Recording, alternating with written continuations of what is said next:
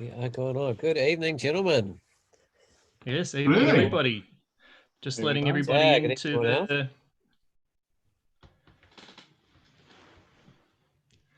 Hello everybody. Welcome to Talking Landscape Photography. So if you didn't We're just getting... already know this, we're going to be talking about all things printing tonight. And we've got a wonderful guest speaker this evening, Mr. Simon Olding. But before we sort of get into it, we'll just touch base with each other and have a bit of a chat. Well, it usually takes about 10 minutes for everyone to sort of get online and get moving. So we don't want to go into great content before people get a chance to actually be engaged. Lukey, you've actually managed to get away and do some beautiful photography on a gorgeous island as a job. I I've been wish.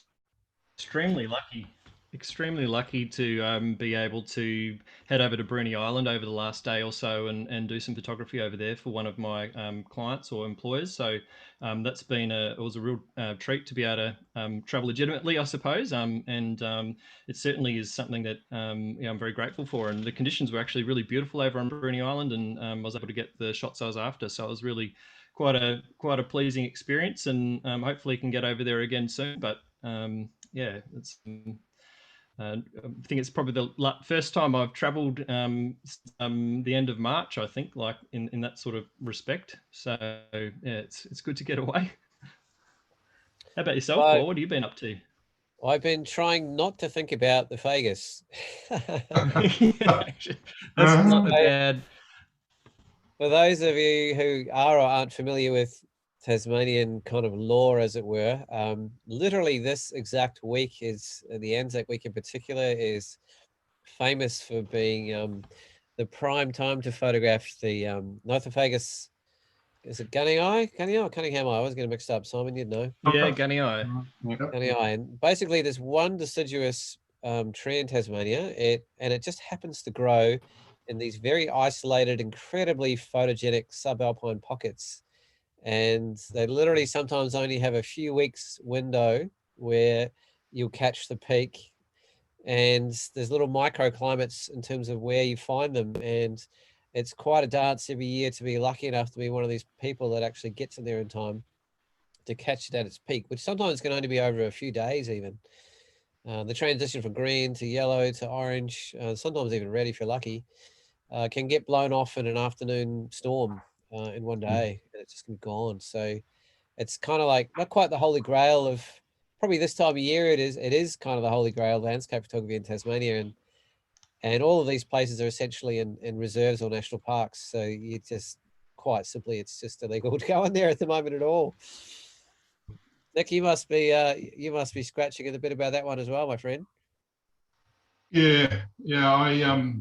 I take at this time of year. I usually take 3 weeks off work. One of those weeks is for the school holidays with the kids, and then a couple of weeks to get out and do some photography, particularly with the Fagus. But I just find even without the Fagus, it's the best time of year to be taking photos. The weather's pretty reasonable but interesting, and it's just a really good time. There's mist about, there's atmosphere, there's just light at the right angles. It hasn't got that harshness anymore from that we get in the summer. So it's just a great time. And I cancelled that leave. I took the last week off with the kids still on school holidays, but I cancelled the other 2 weeks because I'm not going anywhere, and I'm not going to waste the leave sitting at home. So at the moment, going to work is a bit of a holiday, to be honest. Well, I don't know. Sometimes you can say that about photography. Going to work's a bit of a holiday. I certainly feel like that sometimes. If you love what you do, it's not a chore. Yeah. But as So, you know, gents, we're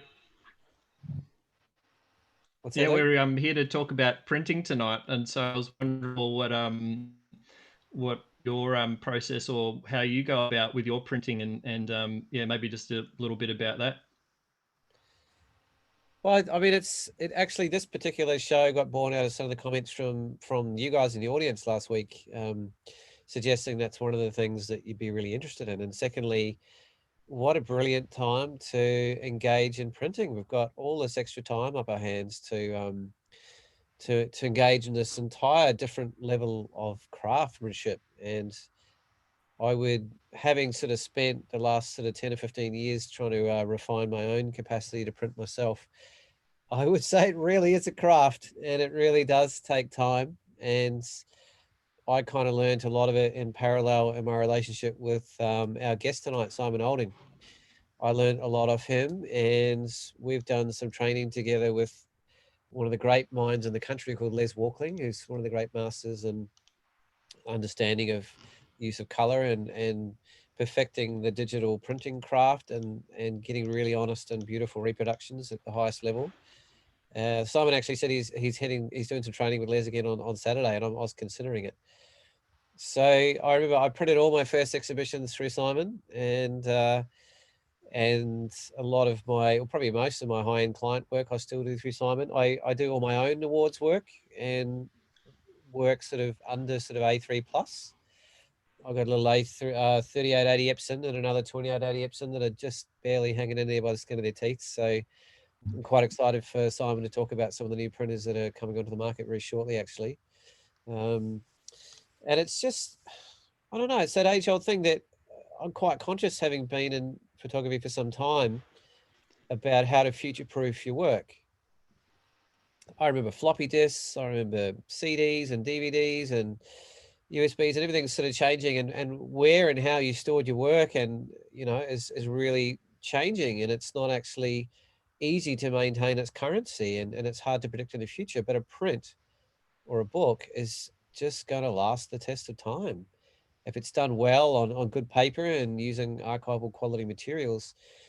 You've got this visceral, tangible, accessible legacy that you can leave behind. And I don't really feel like you can say that about zeros and ones in a box on a computer somewhere. So, and I really enjoy the capacity and the empowerment that comes to be able to produce, your highest quality work. You don't have to wonder if the colors are wrong, or, if things haven't been done to the nth degree, or the person you've sent it through has just rushed it through. You can take all the time in the world and really refine your craft, and I guess present your work knowing this is the best it can be. And I'm very passionate about printing. That's probably my 10 cents. Cool. And seen some of your prints in the flesh, and they're absolutely stunning. What's your approach, mate, and what do you like to print on? You talking to me? Yeah. Talking to you, honey buns. Sorry, I've just got this new secondary monitor that I got today that I had to get in a hurry due to a problem at home. And the box is behind me, and the cat just started ripping the box to shreds as we're talking. So I'm really sorry about that. The question again was about my printing. Yeah. How do you do it? What do you do? Yep. I don't do a lot, which is a bit of a travesty, but I don't do any printing at home. I've tried that before, and I just wasn't doing enough, and the printers clog up, the heads clog up. It wasn't financially viable. So when I do print, I use professional printer, and I use basically the same paper every time. And I've got a very basic method for preparing for print. So I'm really interested to see what Simon's got to say. But maybe a bit later I might actually show people what I do, because it is a fairly basic process. And the prints come out pretty well, as you kindly just said, Luke. So I think I'm generally doing the right things. You can go right up to them, and there's still plenty of detail there. So you do a great job, mate. Yeah, thanks. It's something that I've tried heaps of sharpening methods over the years, because there's always different theories on sharpening and stuff like that. And I've just found if I overcomplicate things, that I just get sort of stuck in the mire of it all, and and for me, if I keep things simple and stick to a method that works, things are generally great. But I don't do a lot of printing. So if I was doing a lot of exhibition work and that sort of thing, I would be a lot more, I wouldn't say more careful, but certainly a bit more picky about what I do in print. But generally what I do works pretty well. Yeah, well, it certainly does. And it's a bit like the same for myself. I wish I printed a lot more than I do. It's always something that seems to be something when I have a bit of spare time, where it should probably be more of a first thought in a lot of cases. But I have my own printer at home, which is Canon. I think is it P1000 or that's something like a 1000 Pro. I actually won it in a competition, so I probably wouldn't have got my own printer otherwise. But for anything that's smaller, and if I want to run something off quickly, then I'll use that. But I actually use Simon as and Full Gamut as my main printer for any kind of, I guess, major or serious prints when I'll get a result that I trust. So and I use a color calibrated ISO monitor to do all my editing.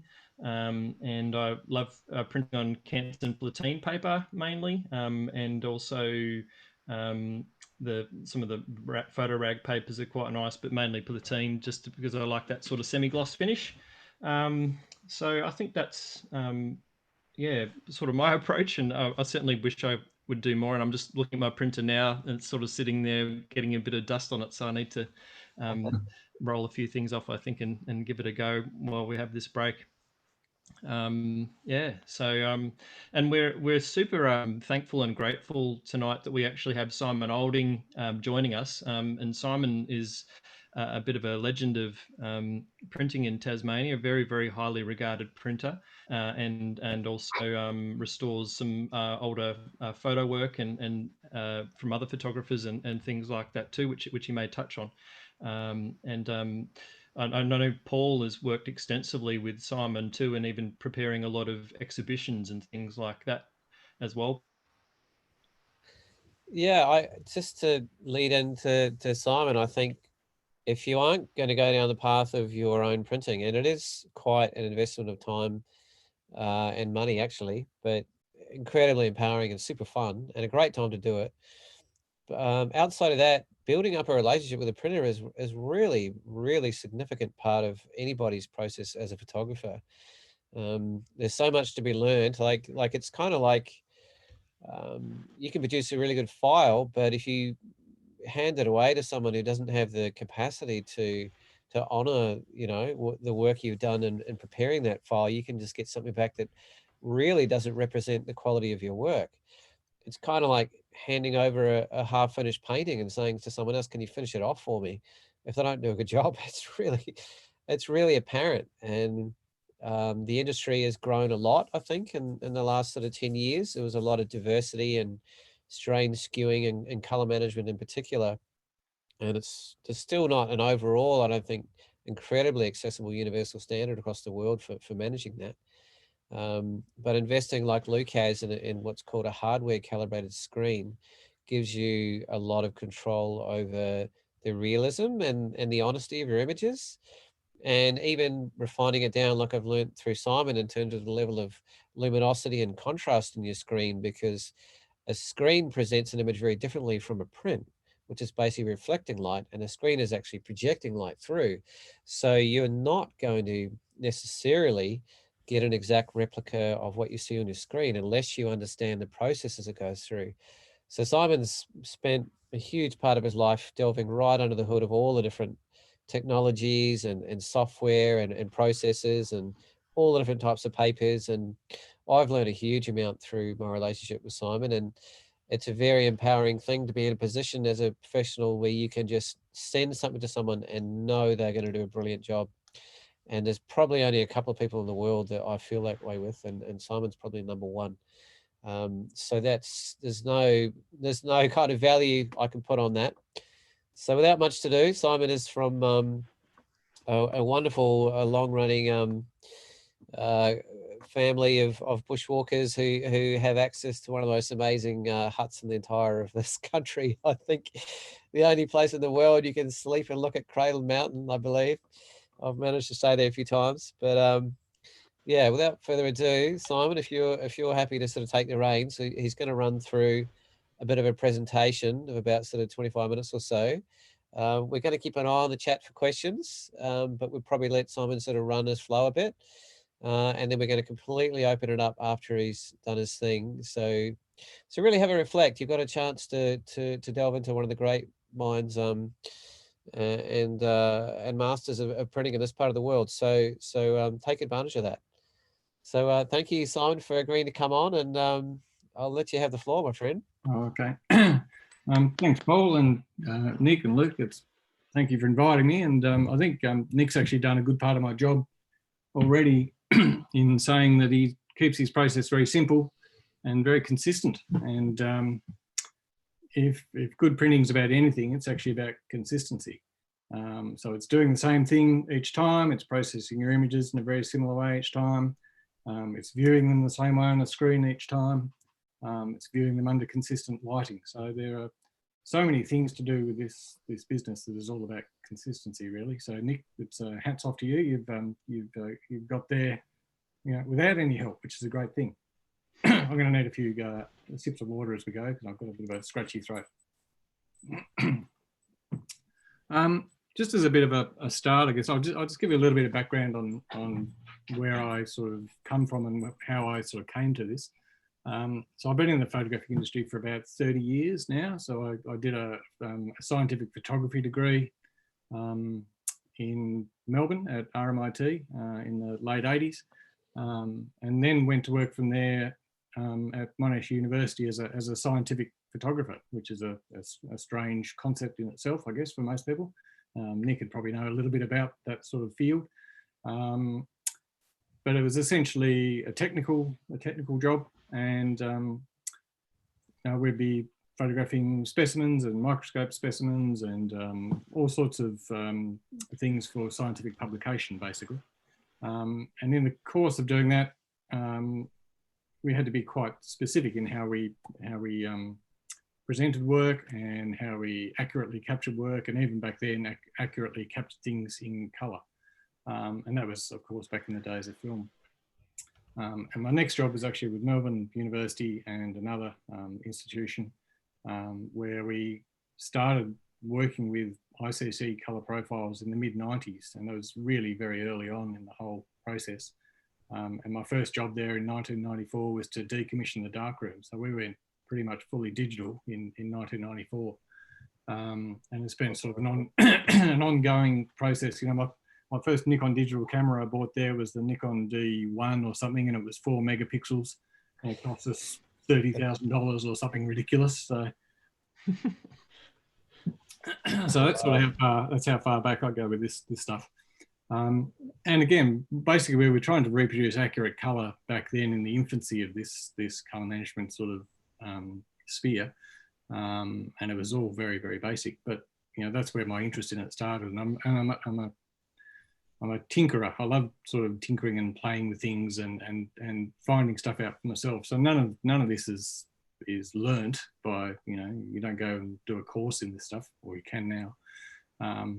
But all of it's really been self-taught and self-trained and just interested, really, and tinkering and fiddling and reading, which is a lovely way to learn if you've got the time and the passion for it. And a lot of people who are listening really are passionate photographers and learn in the same sort of way. So what I'm going to do is I'm going to share my screen, and I'm just going to use some PowerPoint type slides just as prompts, really.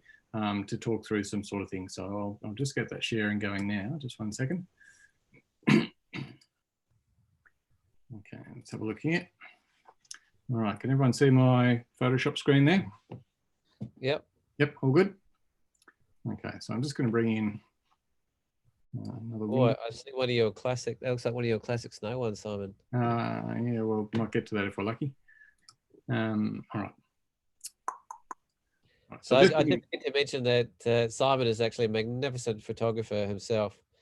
and as part of the long-standing tradition of landscape and nature and conservation sort of orientated photographers in Tassie, and that's partly how I met him actually.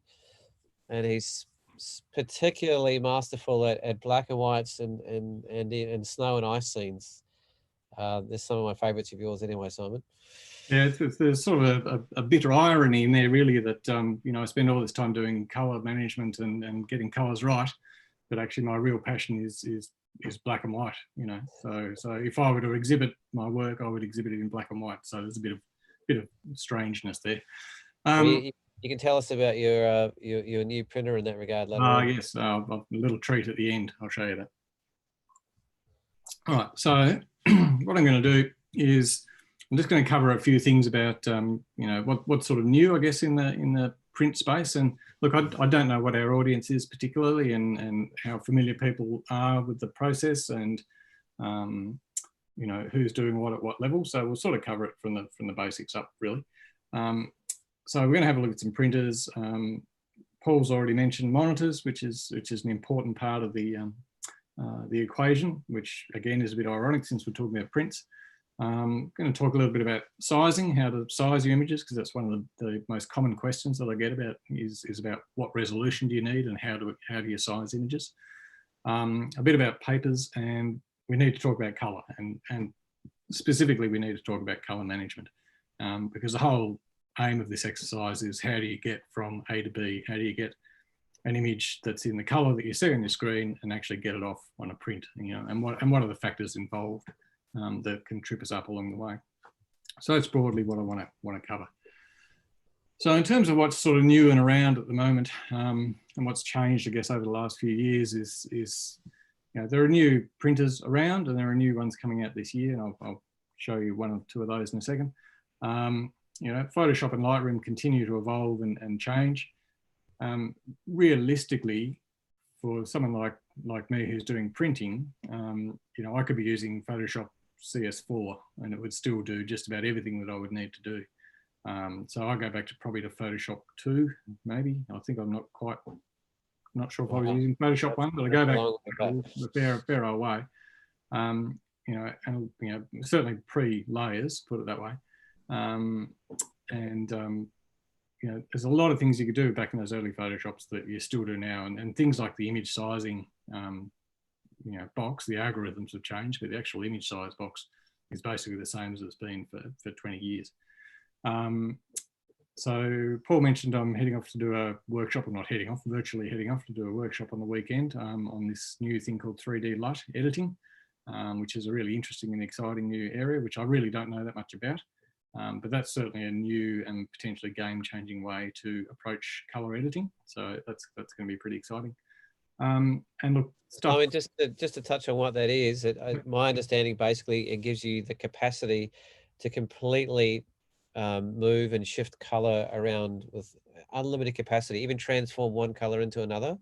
Yeah, that's correct. I had a little bit of a play with the software on the weekend, sort of pre-workshop, and I've read a few notes, but essentially it's being, Photoshop has a limitation on the number of control points, I suppose, that you can put and manipulate coloring. And it also depends on the color model that you're working in as to what you can shift where. The 3D LUT options, you know, I think they go out to thousands of control points effectively.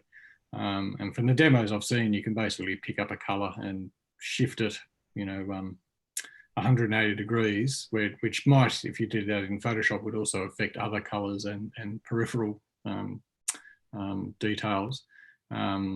This new process is pretty much seamless. So things that you would need to do in Photoshop with multiple adjustment layers and multiple masks, you can pretty much do in a couple of clicks and drag in 10 seconds. So it's going to be really interesting. I know literally no more about it than that. Well, so have fun. Yeah. Well, yeah, ask me next week and we'll see how we go. So, and look, stuff's changing all the time really quickly. Everybody knows something that somebody else doesn't. So I think this sort of forum is fantastic because it means everybody gets to share, you know, the things that they learn along the way, and not one person can know everything, you know, maybe with the exception of Les Walkwing, who does seem to know everything every time. I was going to say. But he's a bit of a super freak. So, you know, it's great if we can all share stuff, and I'm very open about, sharing, and I like educating, and we do workshops and things like that. So, I'm very happy to share my knowledge.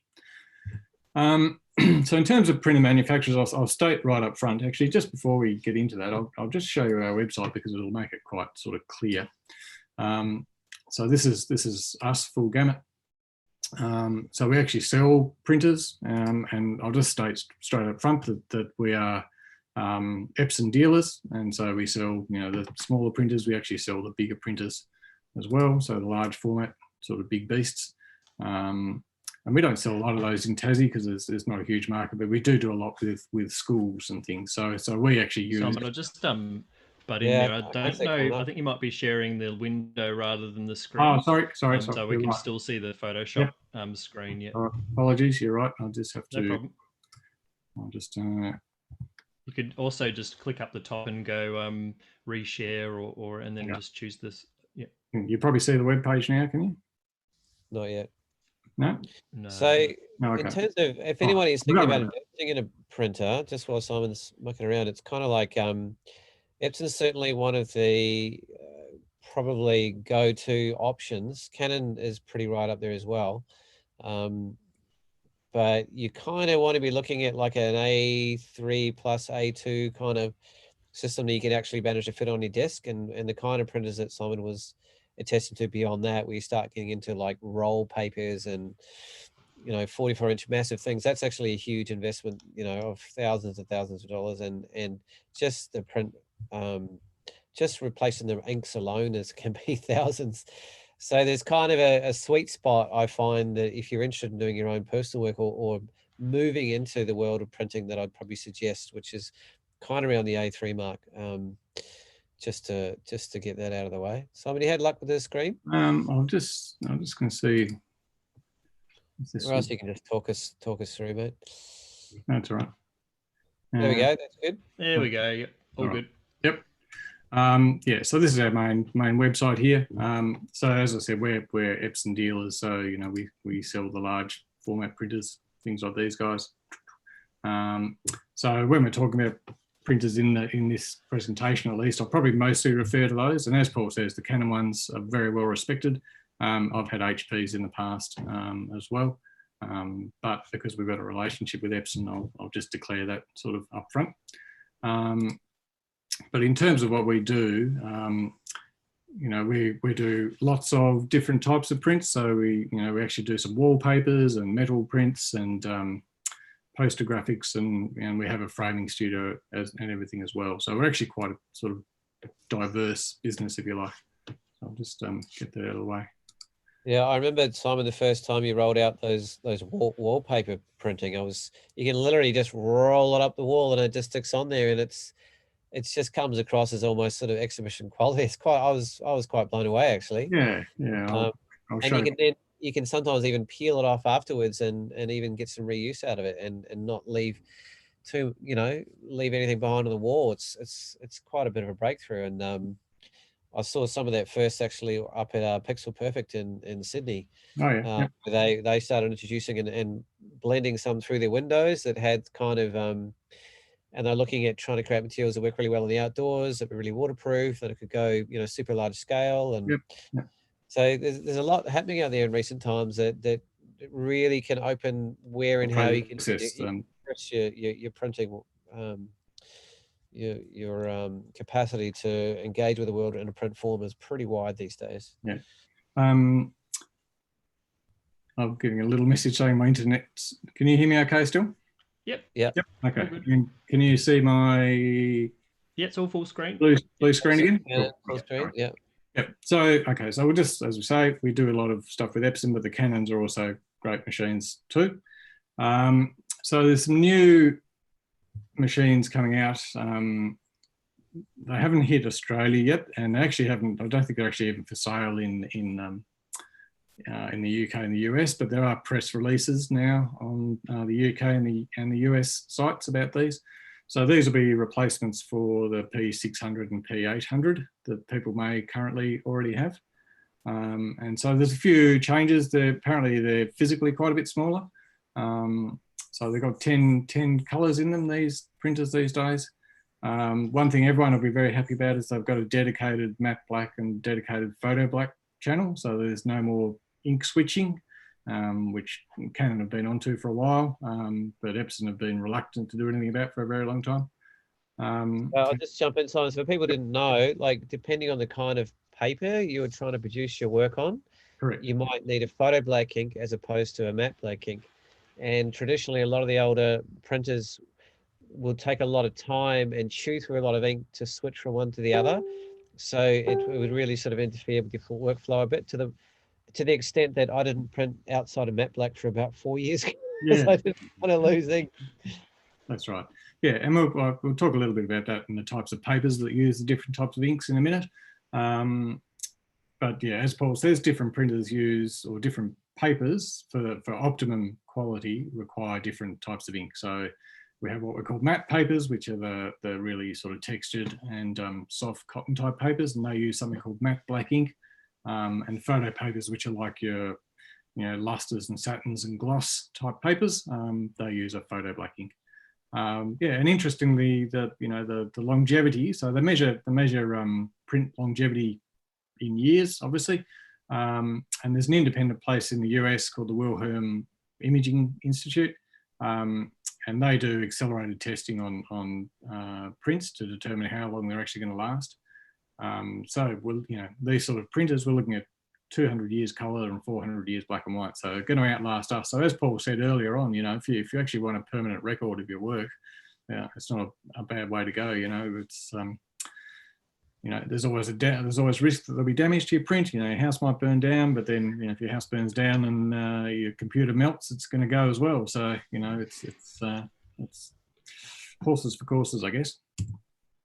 And just in terms of ink density, or the types of different inks, this is a plot from a little bit of software I use to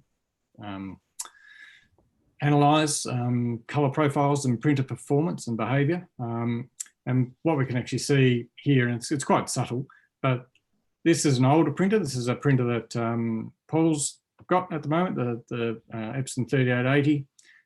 This one on the right-hand side is the current one, the P800, the one that's about to be replaced as well. And when they went from one model to the other, and the 3880 was around for years and years and years, what we can see, the number we're looking at here is this L out, which is actually this black line here. This value of 17.8 and this one of 14.7. So when they went to these newer printers, they actually had blacker blacks, if that makes sense. So that you actually get a richer, deeper black. And if you were to put two prints side by side with black on them, you'd see the print off this printer would be darker. Just a preliminary reading I've read on the new one suggests that they may actually be darker than this again. So that'll be interesting to see as we go too. So in terms of the actual mechanics of printing, and let's just stay aside from the actual preparing an image at the moment. These days, I mean, the mechanics of printing is pretty much set and has been for quite a long time.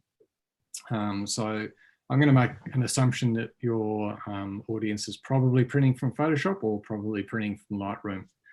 And so these are the basic settings that you end up using when you print from both of these applications. So in order to get accurate color, there's a thing called a color profile for each printer, okay? So if I just go through from the top here, what we're doing is we're printing to a P800 printer. This is printing through Photoshop, and when we press the print button, we get this dialog box, and what we're going to be doing is we're going to be asking Photoshop to manage colors. Now what this is basically saying is that rather than just sending an image to the printer and letting the printer just print out whatever color it wants, we're actually taking control and dictating how we want color to be reproduced. And that's done through this thing called a printer profile. So if I were to open up, I'll see if I can open up my Photoshop here. Let's just open up an image. Okay. It's a bit low res. So if I were to print through Photoshop here, we're seeing exactly the same thing.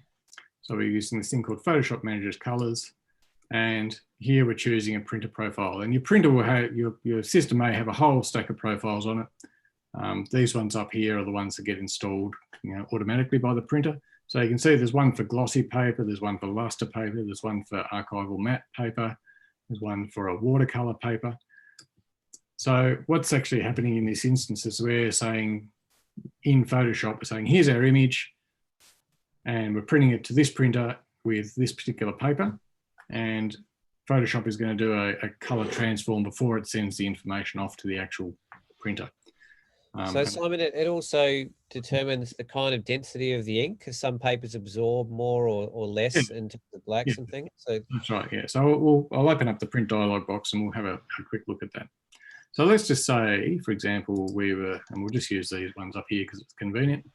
Let's just say we were printing to an Epson glossy paper. So if I go to our print settings up here, and again, it's on a Mac, it looks slightly different on Windows, but it's doing exactly the same thing.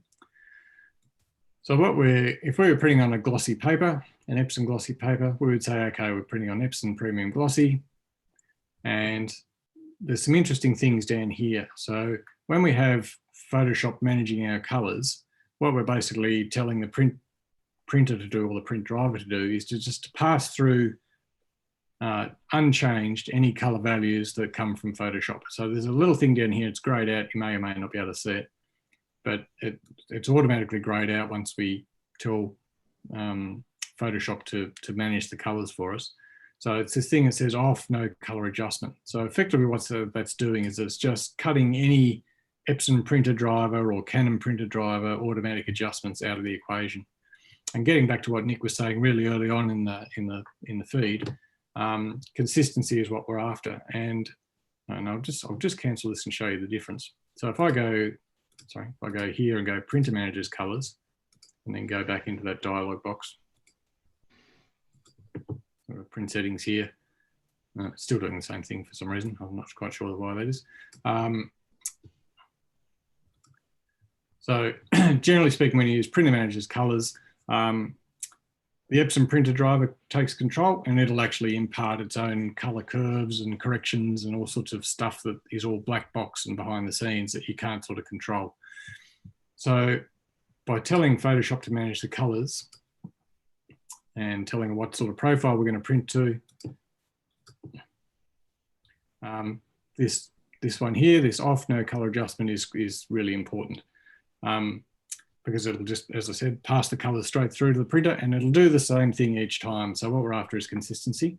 So there'll be no automatic adjustments, and every time we print the same print with the same profile, it'll go straight through to the printer and produce the same result each time.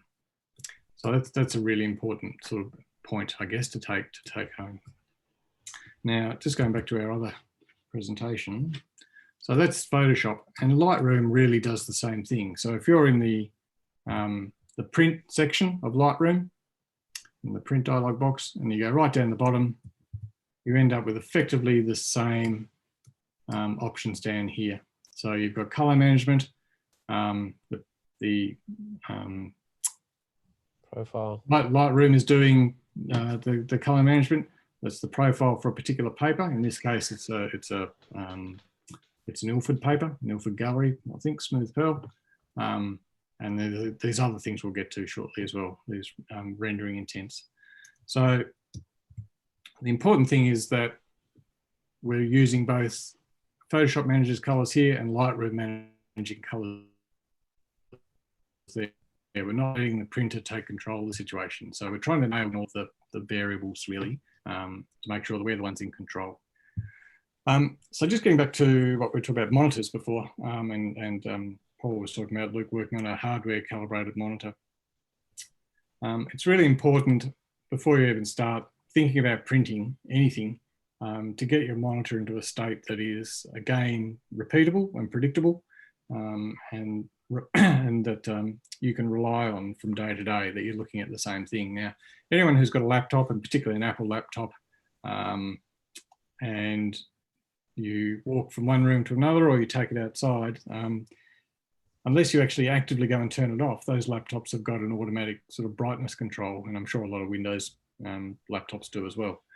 So what's actually happening And, yeah, even color temperature as well to some extent now, Simon. There's true color on the new Macs. you'd actually see the color temperature shift from warm to cool and cool to warm relative to the ambient light around it. So again, what you're doing, well, the problem with that is that you can be looking at an image, you know, one day in one lighting condition on your screen and making an edit on it, and then take your laptop to another room or another day in another condition, and the monitor's automatically adjusted itself, and suddenly your edit doesn't look the same. So, you know, one day you might make an edit to make it look lighter, and another day you might make an edit to make it look darker.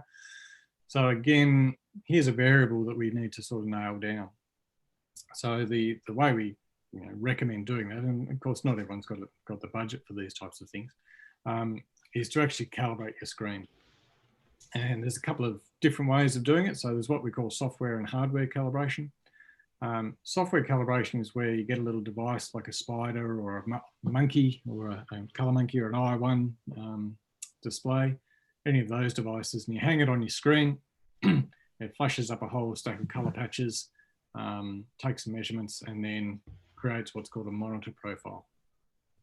And then Photoshop uses that to accurately display colors. So what's actually happening in that situation is it's actually not calibrating the screen, it's actually calibrating your video card. And there are problems with that in that video cards generally only work with 256 levels of tone for each of the different colors.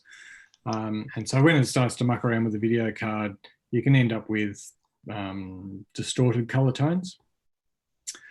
The monitors we're seeing on the screen here are ranged from ISO, and again, I'll be totally transparent and say we sell these. So, and I've been using them for probably 15 years now. There are other brands. NEC make hardware calibration monitors, and so did BenQ as well. Did Dell make any as well? Dell, I think they did. I think it was Dell. HP, I think, made some. Dream Color. Does that sound familiar? That sounds right. Yeah, anyway. ISO's Dell's probably also worked with the i1 displays. What was that, sorry? So there's hardware calibration if you use an i1 Display Pro with Dell's as well. So they've worked together in that. I used to do that. Yeah. So the difference between hardware and software calibration is where the calibration takes place. So software calibration takes place in the video card. Hardware calibration, even if you put a sensor on the outside of the screen,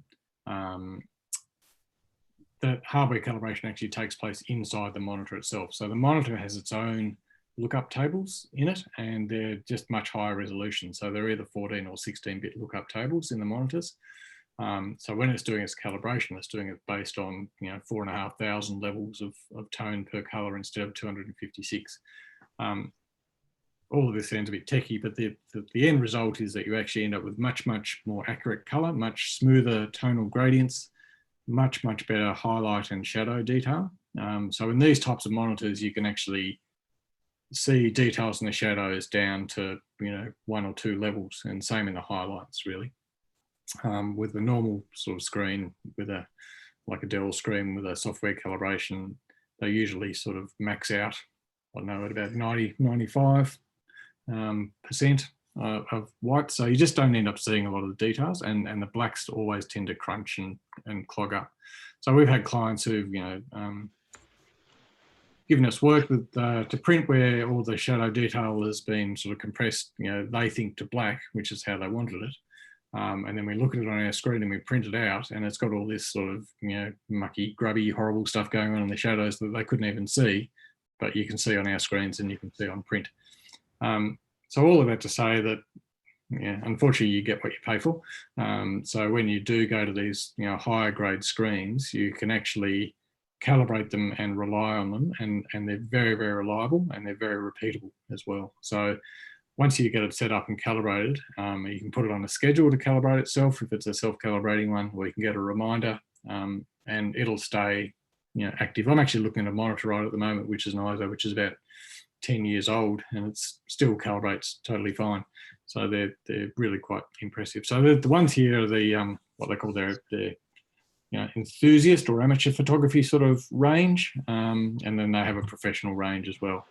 So the bigger scheme, like ISO's probably considered the preeminent one on the market in terms of that. The other thing about screens, it's that when you pay the extra money, you get a lot of consistency from edge to edge in terms of the kind of resolve and color and density that happens. And you have control over the contrast levels as well, which can be really significant issue in printing, because That's exactly things right. look crisper or bolder or deeper black on a screen, and you go to print them and they come out often duller and less. So actually reducing or creating a setting that matches your print a lot more, and that takes a little bit of to and fro.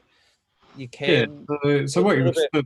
you certainly find with laptop screens, or new iMacs off the shelf, or any new anything really, new screen off the shelf, is the brightness is almost always turned fully up, and they're really super contrasty, and they're fantastic for gaming and video. Where they have contrast ratios of 1500 to 1 or 2000 to 1, which is not what we want at all. So if we were to measure a print and a print ratio, contrast ratio, we're anywhere between 150 and 300 to 1 maximum for a glossy type print. So if we've got a really high contrast monitor, 1500 to 1, and trying to get it to match a print that's only 150 or 200 to 1, then they're just never going to look the same. So the beauty of these monitors, and a bit further down, I've got some stuff, a screenshot of calibration. But the beauty of these is you can control the brightness and you can control the contrast actually on the monitor itself, within the lookup tables on the monitor. And that's what this hardware calibration is all about. It's actually getting the monitor really locked down to a completely optimal state that's repeatable, and that isn't mucking around with a video card in your computer at all. So I can't recommend them sort of highly enough. They are expensive. They range from somewhere they're cheaper 24-inch ones, probably around the $1,100 to $1,200 mark, and then they go up to 30-inch ones that are like $7,000. So you can spend as much as you or little as you like. So I think Luke's got one. I think Nick's got one as well, as far as I know. Yeah, yep. One off you. That's right. Let's do it.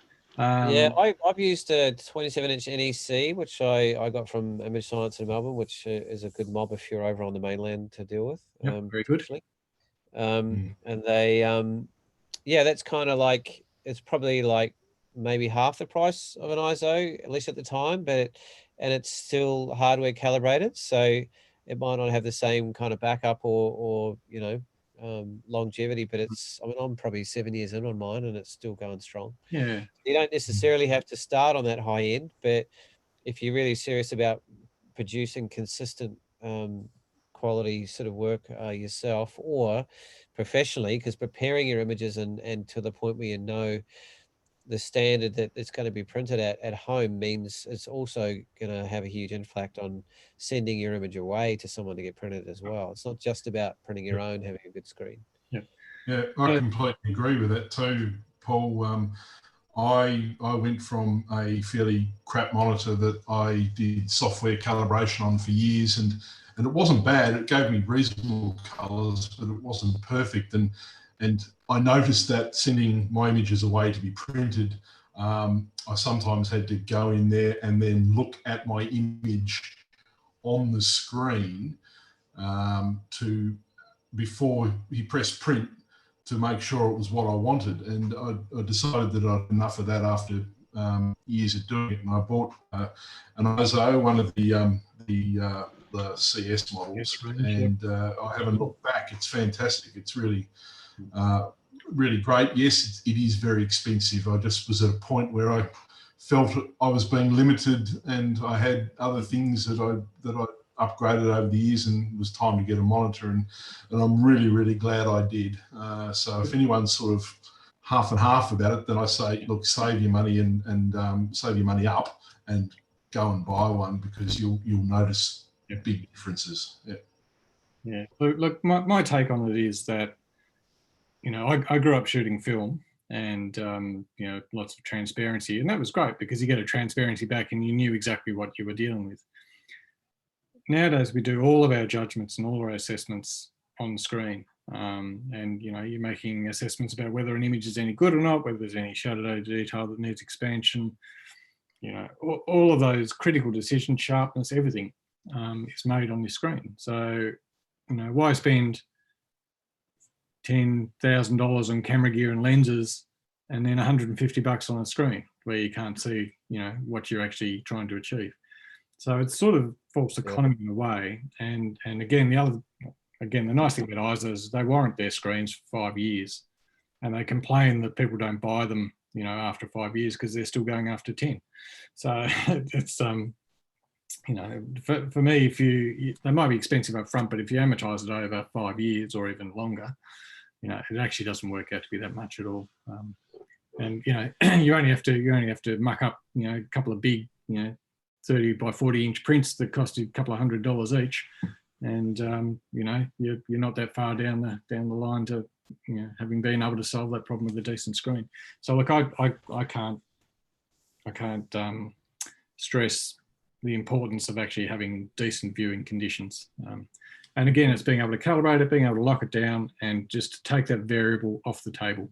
And that's really what we're trying to do, just trying to take all these variables off the table. And you'll see when I get to the end that my process is very simple as well, because I've actually got rid of all my problems before we even press the print button.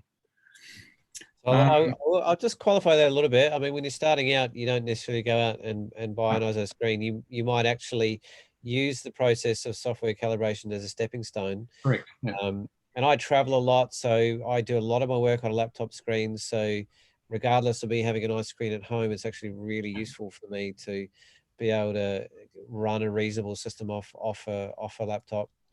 And I certainly did an okay job for a few years of just as long as you're regular about your and consistent with your calibration on a software level, it's still a stepping stone. You know, Yep. don't just totally. It's, you know, it's heading in the right direction. Yep. And look, a calibrated Dell screen is better than a non-calibrated Dell screen, and that's as simple as that. So even if it's a software calibrated one, it's still, you know, a step in the right direction. Because the thing we should be aiming for when we do a calibration too is a specific brightness level on the screen. Because the biggest problem I come up against it when people say, "Oh, I sent you an image, you printed it, it's too dark." 9 times, probably more than 9 times out of 10, when we analyze it and trace the problem back, it's almost always that the screen is too bright. So if you think about it, if your screen's really, really bright, you look at your image, you go, my image is too bright, you make an edit to make it darker, that looks much better, you send it off for print, it comes out dark.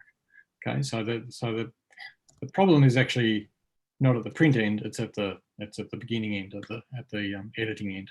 So when we calibrate, we actually say you calibrate to a specific value, not just oh, it looks, you know, nice and neutral and it looks nice and bright on the screen. You actually calibrate to a value, and that's really important as well. All right, so the other thing that's really interesting, and I guess has changed a lot over the years, is just, you know, the quality and size of camera sensors. And this table really is just a bit of to give you an idea of, you know, how big images have got over the years. So like I say, when I got my first Nikon digital one for work, it was 4 megapixels. I think we got like a 7 megabyte file or something out of it. You know, so now we're getting 12 megapixels with their iPhones, and, you know, Nikon Z6, which I traveled with last year, and you know, I've got a 40 by 60 inch print on the wall at work from that camera, are giving us these sort of file sizes. Okay. So what I've got on this column here really is, here's a file size, and if I were to print that at standard printing resolution of 300 pixels per inch, this is around about the file size that we would get, or sorry, the physical print size we'd get. So that's a bit bigger than A4. That's around about an A3 sort of size. That's almost like a 20 by 30 sort of print size. So you can sort of see, you know, these are the pixel values, these are the megapixel count. So a 45 megapixel camera would natively give you a 70 by 45 centimeter print at this resolution. The nice thing about the print systems we use these days is you don't have to print at 300 pixels per inch. You can print at 200 pixels per inch, or even down to 150, and still get a really good looking print. And the other nice thing about digital capture these days is you can resize it, and there's fantastic resizing software around, and I'll talk about that in a minute. So in fact, when I bought my Z6 last year, I thought, well, it's a bit small, but then I got some demo files and I ran through some resizing software we used, and thought, oh, you know what, I can save myself $1,000 by, you know, getting a smaller resolution camera and running it through resizing software. So that's something to consider, is that a good quality camera sensor, and these are good sensors, so things like the Nikon Z6s, D850s, these are the modern Nikon CMOS camera sensors, and they're amazingly clean. They have fantastic dynamic range, detail and shadows in the lights, and they resize really, really well. So, you know, I can quite happily take these, what we would probably these days consider a small pixel count, and actually generate quite a big file from them. And you know, you can actually print really big these days, and you'll see, I'll show you a picture of one of our printers in a minute that shows that you can really print things. You'll probably go into this, Simon, but one of the things that I learned a lot about Les from is the relativity of viewing distance. Absolutely. So, Yep. so if you're gonna, because I get, being a professional judge, I'm often looking at prints right up this close, and realistically that never happens in the real world. And most people view their images from further back on a wall. So one of the tricks that Simon taught me a lot about is the relativity. If you need to produce a bigger print and you're worried that your file's too small, get an understanding of where the most likely position it's going to be viewed from. That's and if right. it's quite a bit of a distance away, like behind up on a big wall somewhere, then you could pull it right back to 180, maybe even 120 PPI, depending on the actual structure you're printing on.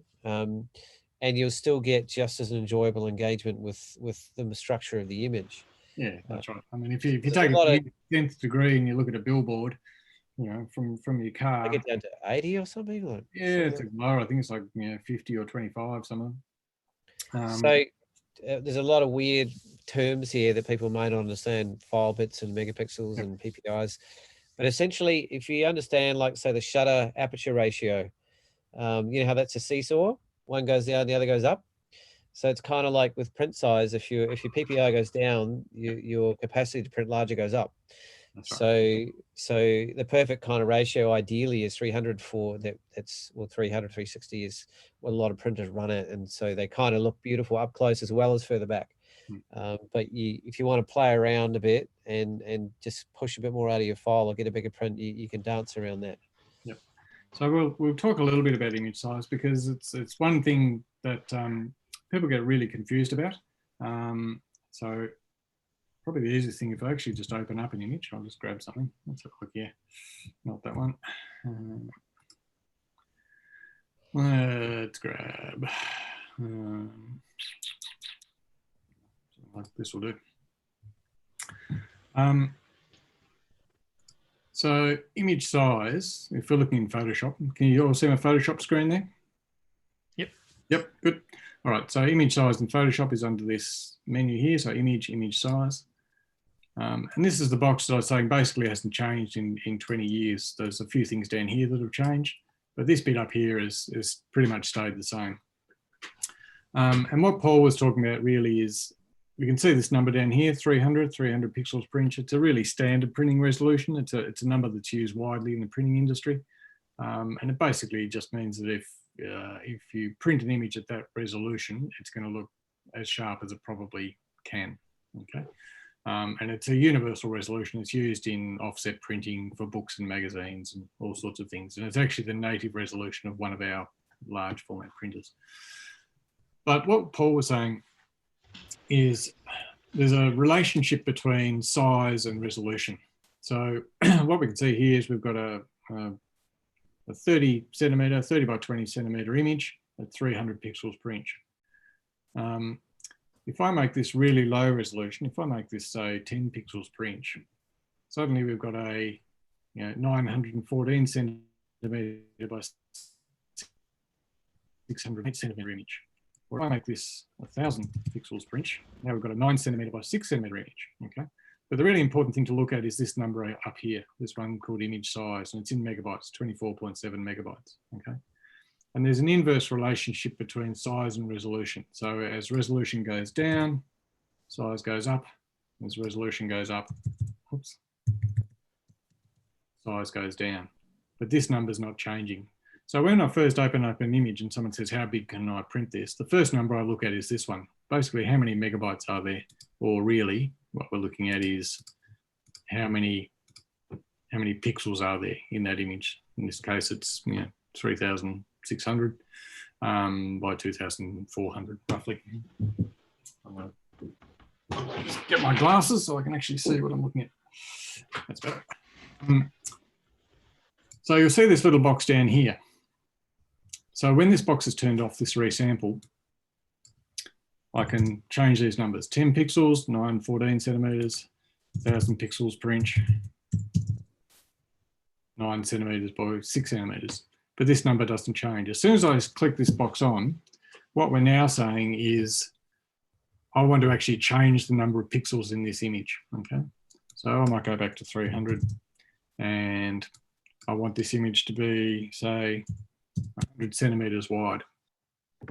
So you're kind of forcibly shrinking or expanding the actual file that you have. So what we're doing, as soon as we turn this resample on, what we're doing is we're actually modifying the number of pixels, okay? And we can see that up here. It's saying this image was 27 megabytes, or 24.7 megabytes, and now it's 265 megabytes. So where's all that come from? So that's come from us basically telling Photoshop to make stuff up. So it's a process called interpolation. So if I do that, I'll click that. There you go. So it's made that image now, and obviously you can see it's expanded. And it's done a pretty amazing job, really, because it's gone from 24 megapixels to 24 megabytes to 200 and something megabytes. So it's almost 10 times the file size. That's pretty impressive. Pretty impressive, yeah. So it's sort of what I'm saying, I guess, about nice, clean image captures and nice, good quality sensors is they respond to resizing really well. So that's why I'm saying I'm quite happy to take an image that is off a smaller camera and blow it up to a meter wide print if it's off a nice clean capture. And a clean capture basically is the quality of the sensor or the camera type. So if I were to do this same transformation off an iPhone where the sensor's not great and it's been compressed as a JPEG file and stored in the camera, it'll just fall apart. So megapixels isn't the only thing to think about. Really, the other really important thing is the quality of the capture. So that means if you're a landscape photographer particularly, it means using a tripod, which means you can keep your sensitivity of your camera down to 100 ISO or lower. You can use whatever shutter speeds you need to get the effects that you're after. But really what we're getting is a nice, clean, solid capture that hasn't got any blur, hasn't got any noise or artifacts from being saved as a JPEG. All of those sorts of things will affect how you can resize your image. So that image dialog box here, it's a source of a lot of confusion for people. But what I'd encourage people to do is to grab one of their images, open it up in Photoshop, turn that box off and just play with the resolution number and just see how it changes the physical size and just get a feeling for how those two factors interact. Because it really is the engine room of image manipulations in Photoshop. There was, Simon, I remember there was a time where you sort of went outside of Photoshop to do large enlargements and all sorts of other different softwares. But in the last few years in particular, and this is from Les, like Photoshop itself has some really excellent algorithms now that you may not necessarily need to go outside of Photoshop to try and enlarge your work. Yep. And so you can simply just say, I want a 5 times bigger print, push a button, and 5 seconds later, there it is. There it is. But you want to check how it does it. And I know there's other software out there that you use and I've used that sort of has a specialist role in just enlarging images in particular. Yeah, correct. So what Paul's referring to is there's some external applications. One that we've been using for years is called Perfect Resize. It used to be called Genuine Fractals. And there's a current one that we use called AI Gigapixel, which is from Topaz Labs. And I've actually got a demo of that here I was going to show you. Because they're essentially, as you said before, Simon, they're making stuff up. Yeah. So they're literally placing things in places that didn't actually exist before. So if they don't do that well, it can really muck around with the caliber of your image and shift around a lot of different elements of it. I'm just going to open up 3 images here that I've actually resized through the 3 different applications that we use. and then we'll be able to actually have a look at them all. Again, it's only really trying to push things quite far, well beyond the native size that this comes in. The capacity for it to do it quite reasonably on an OK file is just, you know, double is not normally much of an issue. It's when you go into 4, 5, 6 times bigger that this kind of process really comes in. So what I've got here is just a fairly standard test image that we use for printing all the time. And I've resized it through these 3 different applications. So one of them is just Photoshop. One of them is gender and fractals, or sorry, perfect resize. And the other one is this one called AI Gigapixel. So this one on the right is the Gigapixel one. And the one in the middle is the on-one perfect resize, and the one on the left is Photoshop. And they're all 400% enlargements from what I can see, yeah. I'm just trying to get myself organized here. Sorry, I'll just set that up again so we can see it all the same. Yeah, it's funny, even after a few years going in there with Simon trying stuff out, sometimes it's a little bit unpredictable, the kind of impacts that really supersized enlargements can have on a file. And you really do need to do like this. You need to just test it and try it out and have a look. So we've resized this 400%. So the one we used to use all the time was this one in the middle, the Photoshop, the perfect resize, because it was better than Photoshop. We've since come to, for a lot of our larger enlargements, actually come to use the AI Gigapixel, the Topaz one. I don't know if you can see a difference. It may not translate as well across across this medium, but there's a lot more preserved detail in the Gigapixel one compared to the on one. So there's a lot of nice fine hair edge, edges and the hairs. There's texture in the petals there. So this one in the middle was the one that we used to use, and in fact the one on the left is better. Photoshop. Okay, so this is now Photoshop, which used to be the poor cousin, is now not as good as the one that we used to think was the best. And then the Gigapixel one is the one that we are using the most for large enlargements anyway. But to be honest, for a lot of just general routine Photoshop enlargements, for just small amounts, 15, 20%, whatever, I actually just tend to use Photoshop just by itself. So sort of time where we might use something that's really, really big is when we're doing, in fact, that's the same thing I was just showing you.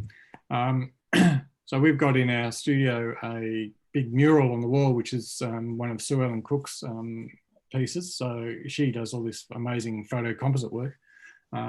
So the native file size of this image would normally print at only about 45 by 35 centimeters roughly. On our wall in the studio, it's blown up to 2 meters by 3 meters, and that's been through our AI Gigapixel resizing software. So I guess all of this is just to say that and again, if you notice down the bottom at 180 ppi, so that kind of gives you that double boost. There's 2 things going on. So we're not printing it as quite as high a resolution, but it also has been scaled up massively as well. So it went from 130 megabytes to 2 gigabytes or something like that. So there still is a lot of interpolation going on. But I guess the lesson to take home from this is that the interpolation, the resizing software these days, even in Photoshop, is actually really, really good. If you're starting with a really nice clean capture. If you're starting with an image that's been saved as JPEG 4 or 5 times and it's got all sorts of artifacts and weird edges and things, then it'll never resize really well. Yeah, so good motivation to get your exposure right, Simon. Look after your images. So there's panels for that wallpaper being printed out. Yeah. So there you go. So that's one of our big printers. So that's about a 5 meter long table.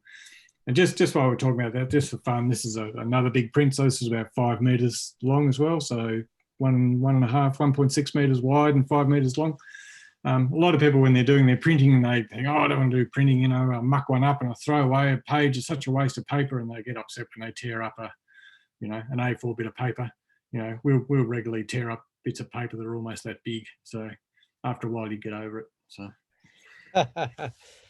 And I guess you're probably about to get into it, Simon, but the other thing in my mind about what you can get away with in terms of upsizing and enlarging your prints is what substrate and what medium you're printing them on. Yeah, A canvas versus a wallpaper versus a really well, refined, that's smooth true. art paper. Yeah, that's true. I would say, and we do say this to our clients, when somebody brings in a file which is not as good as it could be, but still wants it quite large, we'll often go onto a canvas medium because it's quite forgiving. Because the canvas has got a certain texture in it, it tends to hide a few sins that might be lurking in an image,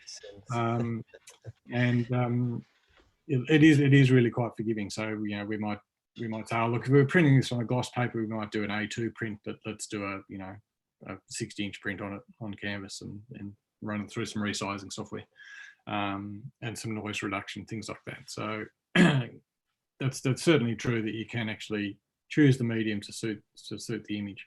I would generally find that any of the main photo papers, I think, pretty much behave similarly. Sometimes we hide some noise and things in some heavily textured papers as well. That can work. I've done that with some of Paul's images. I've done that with Simon quite a lot. Yeah, there's a lovely textured paper called William Turner, which is a good one for hiding things in. Yeah, it's my Honeymule. At the end of this, I'll actually pull out one of mine that's printed on that. Yep. So we'll just quickly talk about papers while we're here. And as we alluded to earlier on with the printer that had the photo blacks and the matte black inks built in so that it doesn't change. So there are two classes, I guess, of paper. So there's what we call photo papers, which are going to be things like your satins and gloss, smooth pearl, platine fiber rag. They're all what we call photo papers. So I guess they'd be an analog or similar to something you might print in a dark room, back in the day. So some of the really nice black and white Barita style papers, they're sometimes referred to as darkroom style papers. They're usually photo papers. And they come in a couple of classes. There's some the simpler ones, the things like the smooth pearl, they're resin coated paper, so they've got a sort of a plasticky feel, and they're normally a wood pulp sort of core paper. And they're totally fine. We use them for general purpose photography type work all the time. There are some higher quality fine grade papers, so what we call the fine art photo papers, and they might be made of cotton fibre rather than wood pulp fibre. And then there's the fine art matte papers, which Paul's probably been referring to a little bit as well, and they're things like Honeymule photo rag or Canson rag photographic or William Turner textured sort of matte papers, and they're all really, really quite beautiful, and they all have their own sort of feel and characteristic. It's one of the things when we do our print workshop is we chuck a whole stack of different papers on the table and just get people to pick them up and turn them over and feel them and look at them from different angles. And there's so many. I think Luke came to one of our workshops, and it's quite bewildering, isn't it, Luke? There's so many things to choose from when you start looking at all the different types. It's a real eye-opener, that's for sure, when you can see the different varieties, and also just how differently the image can look on different, paper surfaces as well. It's quite an eye-opener for sure. Yeah, so we're a big fan of actually, trying to fit an image to a paper. So we don't think that every image looks the same on every paper. So textured scenes, a little bit like the stuff that Luke's sitting in front of there on his Western Arthurs. Things like that can work really well on a nice textured paper. In fact, we did one of Luke's on a really lovely textured paper. So yeah, it's really... Yeah, so you can save yourself a lot of time and drama by using someone like Simon's expertise. Like I often do that. I'll say, Simon, here's this image. What sort of paper should we try this on? So rather than me randomly trying 7 different papers and spending a lot of money trying to figure out, there are certain images that just really suit certain substrates, like really high contrast images often work really well on patine because they've got much deeper blacks. A lot of watery type images suit glossy papers, whereas if you want a different, more surreal painterly effect, you move into a softer matte paper where the blacks are less impactful and more subdued, or the colors become a more pasteline. And the other thing about papers is they're slightly different temperatures. So they have different levels of what's called optical brightness in them. So some are really, really pure, almost cold sort of white. and others can range all the way through to really quite warm, and then you can get into sort of bamboo type papers. It's if you really get under the hood of papers, it's insane what's out there. But there's a few really good go-tos. Like if you want a go-to paper to invest in to get started on, then the Canson Photo Rag or even the Hanamill Photo Rag is a really consistent, good all-round sort of starting paper, I'd suggest, Simon. Yeah, look, both of those. I mean, and you can sort of tell from their longevity, really. Photo Rag's been around for decades, probably. And it's probably one of the earlier of the Hanamill sort of digital papers. And there are so many out there. We probably have 20 or 30 or I can't remember, might even be 40 or something now, papers in our stocks for various different things. You know, and I love them all. Ilford have, you can see up here, there's a bunch of brand names. Ilford have a really nice set of stocks these days. They've really sort of shaken things up a bit. Canson have beautiful papers. Hanamill have beautiful papers. The Museo had some, or do have beautiful papers, but we don't tend to use those so much. So even Epson have some really lovely papers too. Yeah, Moab's another one. Yeah, and look, there's, you know, I don't know how many there are out there now, but you can't use them all. So we tend to pick and choose between each of the brands, and we take a few from this one, a few from that one that we like, and it gives people a bit of variety and choice as well. I guess some of them are a little bit priced differently, a little bit differently, aren't they, Simon? And some of them come at different thicknesses. Yeah, that's right. So we talk about grammage or GSM, grams per square metre for papers. The really nice, high quality cotton rag papers are usually, you know, around about 300 GSM. Some of them are up to, you can actually get photo rag and up to 500 GSM. And they have a lovely sort of heavy, substantial feel to them. The slightly cheaper papers and the the resin coated papers are usually a little bit lighter, and they just don't hold the ink quite the same way. There's a certain, and particularly when you get to the really beautiful velvety matte papers, the way the ink sits on the paper, it's you sort of have to see. It's very hard to describe, but it has got a really rich, deep, velvety, inky sort of blackness to it. Which I really love. And once you get a lot of these things behind glass in frames, they actually pick up a lot in contrast as well and look even better, I think. And Paul was saying, how do you choose what sort of paper to print on? And it is a really good idea. Just as you can even send images into us and just say, look, how do you think this is going to go? What do you think it should be on? But some of the things we look at is how long is it going to last? Is it just something that just needs to be out there for a short amount of time, or it's a family snap that you're not so worried about? But if you want a really sort of long-term investment piece or an exhibition piece or something that's really special, a family heirloom, you might have found something fantastic that's been restored, and then you want to print it and put it back in the archive, then you choose a paper which is going to last 400 years. You can often get test packs from all of these companies, can't you, Simon, that have a bit of a some of them do. Hanamill and Canson do. Yeah, yep. So the color gamut of the image, and how much color is in the image, can sometimes determine how much, what sort of paper you're going to choose. So sometimes you want something that's just got heaps of guts in it, that's going to really, really give your colors a kick. You might look at the actual subject matter itself, as we're saying. So textured subjects often look really good on a textured paper. Liquid subjects look quite good on a metallic gloss or just a satin or a gloss paper. And then if your image is color or black and white, then we sometimes use different papers based on those as well. There are some really beautiful papers. Again, Platine fiber rags, a beautiful paper for black and white. And there's a number of others as well. Yeah. And there's some really interesting specialty papers. Paul did a little bit on some Hanamill metallic, photo rag metallic paper for some awards this year, which blew people away. Yeah, that was quite a process. I was just a little bit lucky. Exactly the right image for the work. Yeah, I was in Las Vegas, and I literally got access to the very first sort of box that was being tried, and I sort of thought, oh, here's my little secret weapon, because when you're involved in print awards, you're always looking for a little bit of an edge, and this is the first paper I've come across where what's traditionally produced on a gloss sort of paper, metallic, was somehow reproduced on a fine art cotton rag paper. and somehow they managed to blend the two, either through coatings and the combination of the paper choice, and it's really quite unusual. I'll show you one a little bit later, but it's it was a nightmare to get the profiles for it, though, wasn't it, Simon? Because it didn't have any pure white. Yeah, it's a bit, it's weird. It's a bit weird. Yeah. Anyway, look, I feel like we're dragging. I'll try and get through things a bit quicker.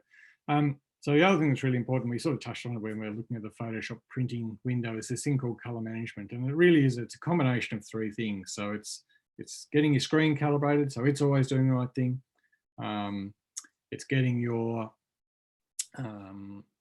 printer calibrated, so it's always doing the same thing as well, and that means basically every paper and print combination has its own color profile. So a color profile basically describes what a printer and paper will do as a combination.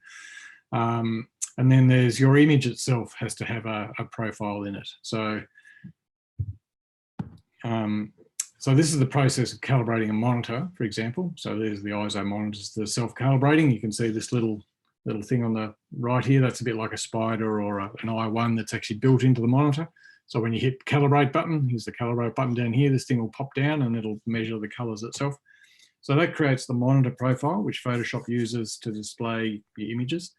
You can't turn color management off in Photoshop or Lightroom. It's just happening all the time, whether you like it or not. So you may as well use it the way it's meant to be used, because it's one of these variables that then we can sort of lock down and get out of the way. So monitor profiles are really important.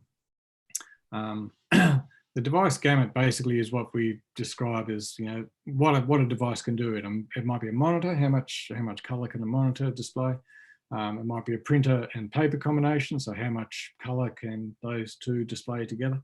And it's trying to match these things up. And it doesn't matter what you do, you're always going to have a mismatch sometime between the two. So in the outside here is an Adobe RGB sort of wireframe. So that's our color model that we're working in. It might be Adobe RGB or sRGB. These are color, what we call color spaces that your images exist in when you're editing them on the computer. So that's what the wireframe is. And the inside red one is actually a P800 printer with plateen rag. So you can see there are bits sticking out on either one. So, in an ideal world, our printer space would be bigger than our image space, so we could always print all the colors that are in our image. But in reality, that actually doesn't happen. And so this is where the issues come between, not quite getting what you expect. And there's an image sitting behind Paul at the moment, which has got these lurid, vibrant oranges and things, which are really, quite hard to print. And so there's always going to be, you're always going to run into an issue eventually where you actually can't print what you see on paper. I'll see if I can pull up my little tool. See if I can get this to work. Hang on a second. Is it normally red and greens, Simon, that you struggle with the most, or what's the main? It depends very much on the printer. I'm just going to see if this will work. It was playing up a little bit before. I actually had an image up where I could. There we go. So that's an image. See if this will work. It's taking a little bit of time because of all the dots in the image. So all these little dots here were actually generated from this image here, okay, which is quite a good one because it's got reds and greens and lights and darks. So it's got a bit of everything in it, pretty much. So all those dots, they're all sitting inside, a color space. Just get that out of the way so I can see. So the outside wireframe is Adobe RGB and the image inside. So all those colors are existing inside. I think it's actually an sRGB image. This one here, I'll just turn this off. So that one there is my printer. So you can even see from that particular image, these dots here are actually outside of the printable range, and there's some blues that are outside of the printable range and reds as well, okay? So even with our really high-end printers and the best papers possible, we still can't print everything that's in your image. And that's just a reality, and this is a really good example or illustration of that. Most images in real life aren't a problem, but this happens to be one that's just got a lot in it, a lot of really bright colours. The other things that's it's a killer is when people photograph glow sticks. you cannot print a glow stick no matter how hard you try. And for a university student, there'd always be one university student when I was teaching who did the glow stick thing, and it was always a nightmare. So it's just the reality of life. So it's just a good indication that you should understand that you just cannot print everything that you see. There'll always be these mismatches. And the role of color management and printing systems is actually, or how do we actually deal with those things that are what we call out of gamut colors? And there's a couple of methods that get done. So printer profile is something that we make for all of our printers. We can make them for other people, make them for your client, for your listeners as well. Basically, it's a fingerprint of the printer and an ink combination. So every printer that we have, and we've got about 5, and every paper that goes through those, they all have their own printer profile. And that's the only way we can get accurate color, is by actually measuring how every device behaves. So in practice, this is what actually happens. So here's an image, okay? We're going to print it, and this thing called the PCS, that's actually what we call the profile connection space. That's the actual thing that the image goes through before it goes out to each of the different printers. So we print through a printer profile for this printer, and that's a P800 with Baryta paper, or we print to this printer, which is a 7900 or something like that, with a photo rag paper. And a different transformation takes place for each of these different options. And the thing that controls that transformation is the printer profile. So there's a printer profile for this paper printer combination, there's a printer profile for this paper and printer combination. And when you print from here to each of those, a different transformation takes place for each one. So that's effectively what actually happens when you print stuff through a color managed system. And that's the only way you can really get predictable results. So I hope that's a clear illustration of what actually goes on. I think we've talked about all that. So the other thing is how you actually view your images. And this is the other great, conundrum and nightmare. And to be honest, our studio is not set up perfectly. I've actually got a little viewing box, a little bit like this, that I can put proof prints in. That's a really controlled light source. So if I'm sitting next to my screen doing some editing and I put a proof print there, I can get those two to match really closely. So I can actually then do some adjustments to an image based on the proof. But there's other ways you can do it. There's some little light globes that you can get that are actually good color temperature. The worst thing that can happen is you can be sitting in your office and you've got the window open and it's a nice bright sunny day and there's blue sky outside, and the blue sky is lighting up a print on your table and you're looking at it going, oh, yeah, it's all right, but it's a bit blue. And then you go and do some editing at night and you've got the light on in your room and it's a nice warm incandescent light on your ceiling and you're looking at print and you go, oh, it's a bit warm, but it's the same print. So the light that falls on the print is a very big factor on how it looks as well. So here we are, we've got ourselves another variable that we need to try and sort of lock down. So you can sort of see the pattern starting to emerge. Okay, let's lock down our screen, let's lock down our printer profiles, let's lock down our lighting. And once you get all of these things sort of in place, then suddenly we're back to Nick's position of this nice predictable scenario where you do the same thing each time and then the printer will do the same thing each time and you get predictable results. And that's really what we're aiming for. So these are my steps for getting good prints. So your capture should be clean, low noise, preferably raw files if people are working with raw if they can. So we do something called a capture sharpen, which you can do in Lightroom or you can do in Capture Camera Raw or Capture One or any of these things. And it's just a really low level sharpening routine. So not too much detail if you're using Lightroom, not too much detail or not too much clarity or any of those sorts of things. Just a really nice, gentle bit of sharpening.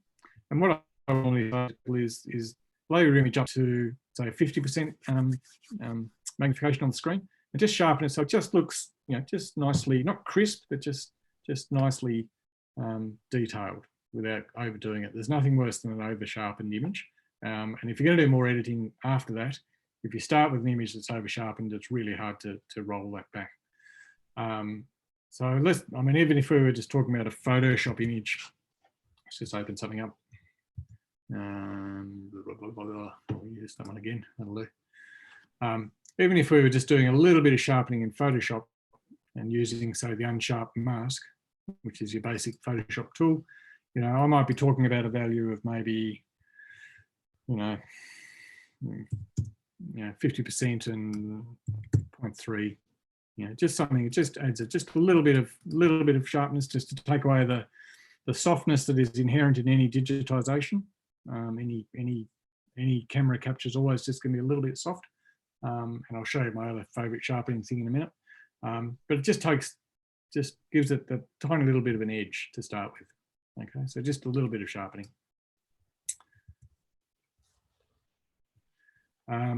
Noise reduction, similar thing. You can do noise reduction in Lightroom. There are also external noise reduction tools that you can use, and again, Topaz makes some good tools. So then my step would be global tonal editing, and what I mean by that is really getting your endpoints right, your whites, your blacks. You know, if we're looking at an image like this, we might be looking at the levels. Okay, so really this is around about right. So you've got a nice full tonal scale image. Not every image is going to have a full tonal scale, but what we don't want is something that looks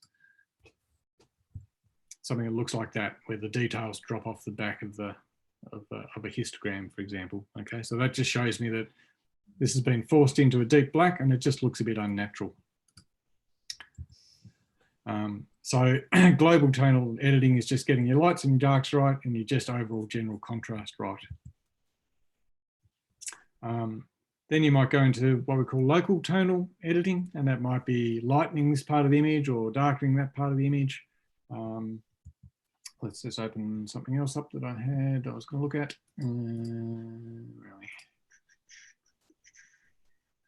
This guy here. Okay, so something like this. So you might be saying, okay, that stuff out the back, that's a little bit, maybe a little bit light. So we might want to add some sort of adjustment to that. And I'm just going to do a quick curves adjustment over here. Okay, so it's just, I'll just make it gross so that we can sort of see it.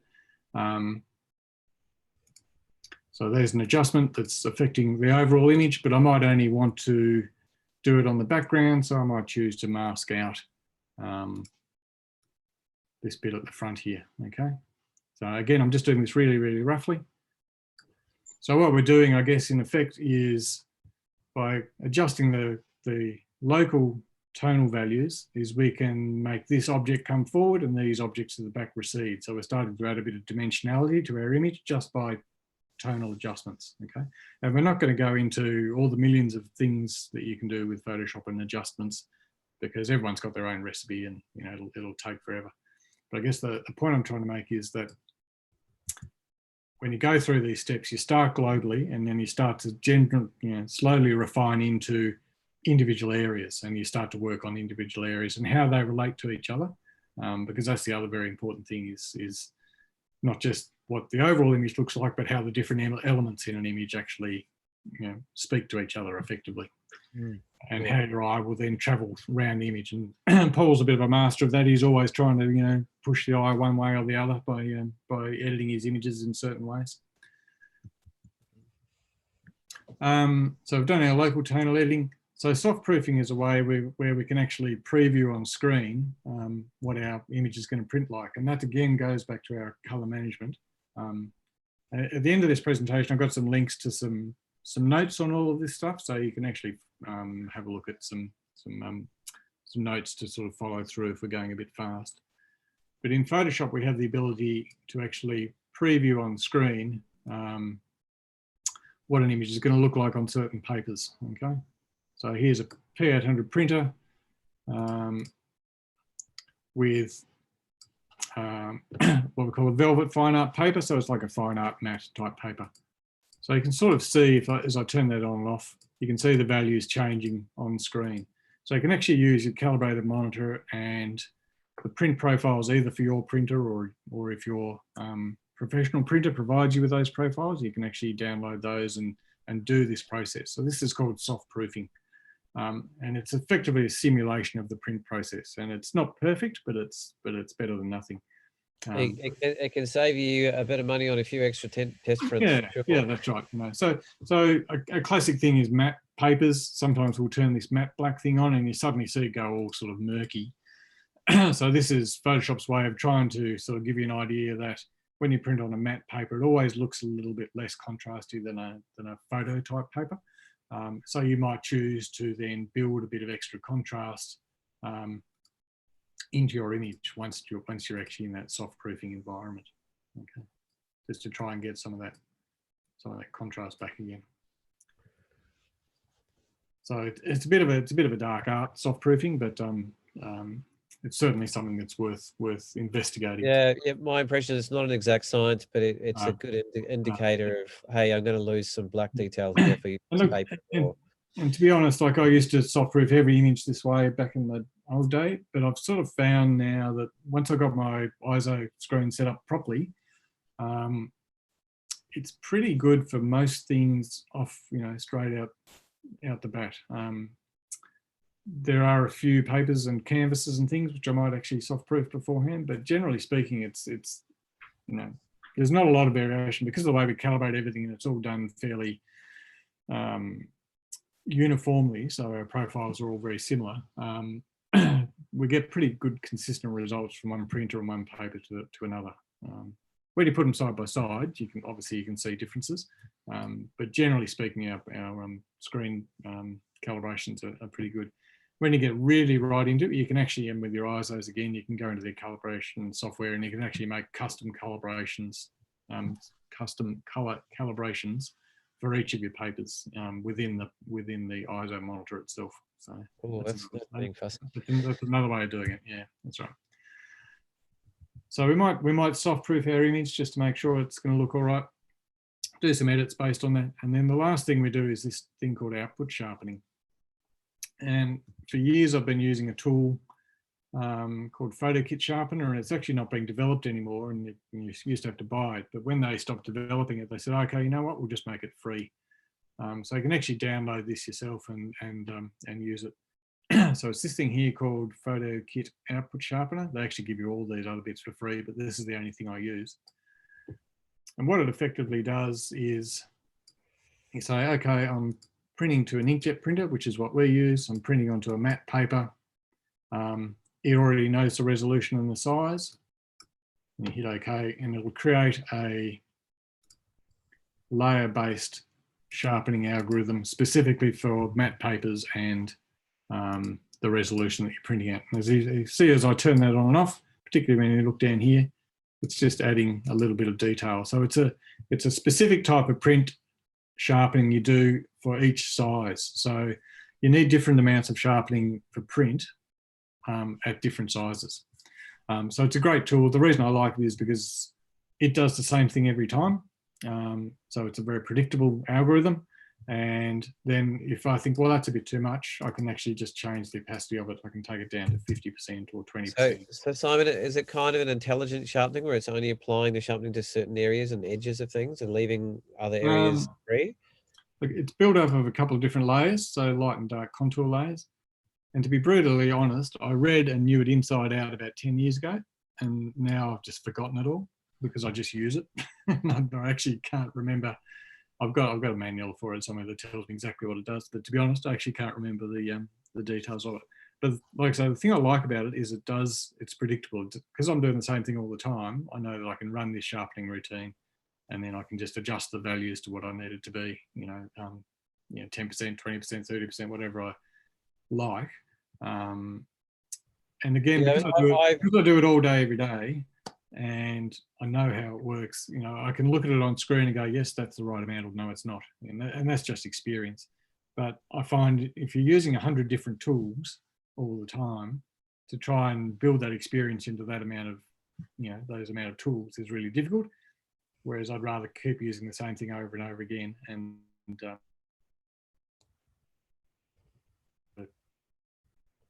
to consistently use it. So that's my approach to it anyway.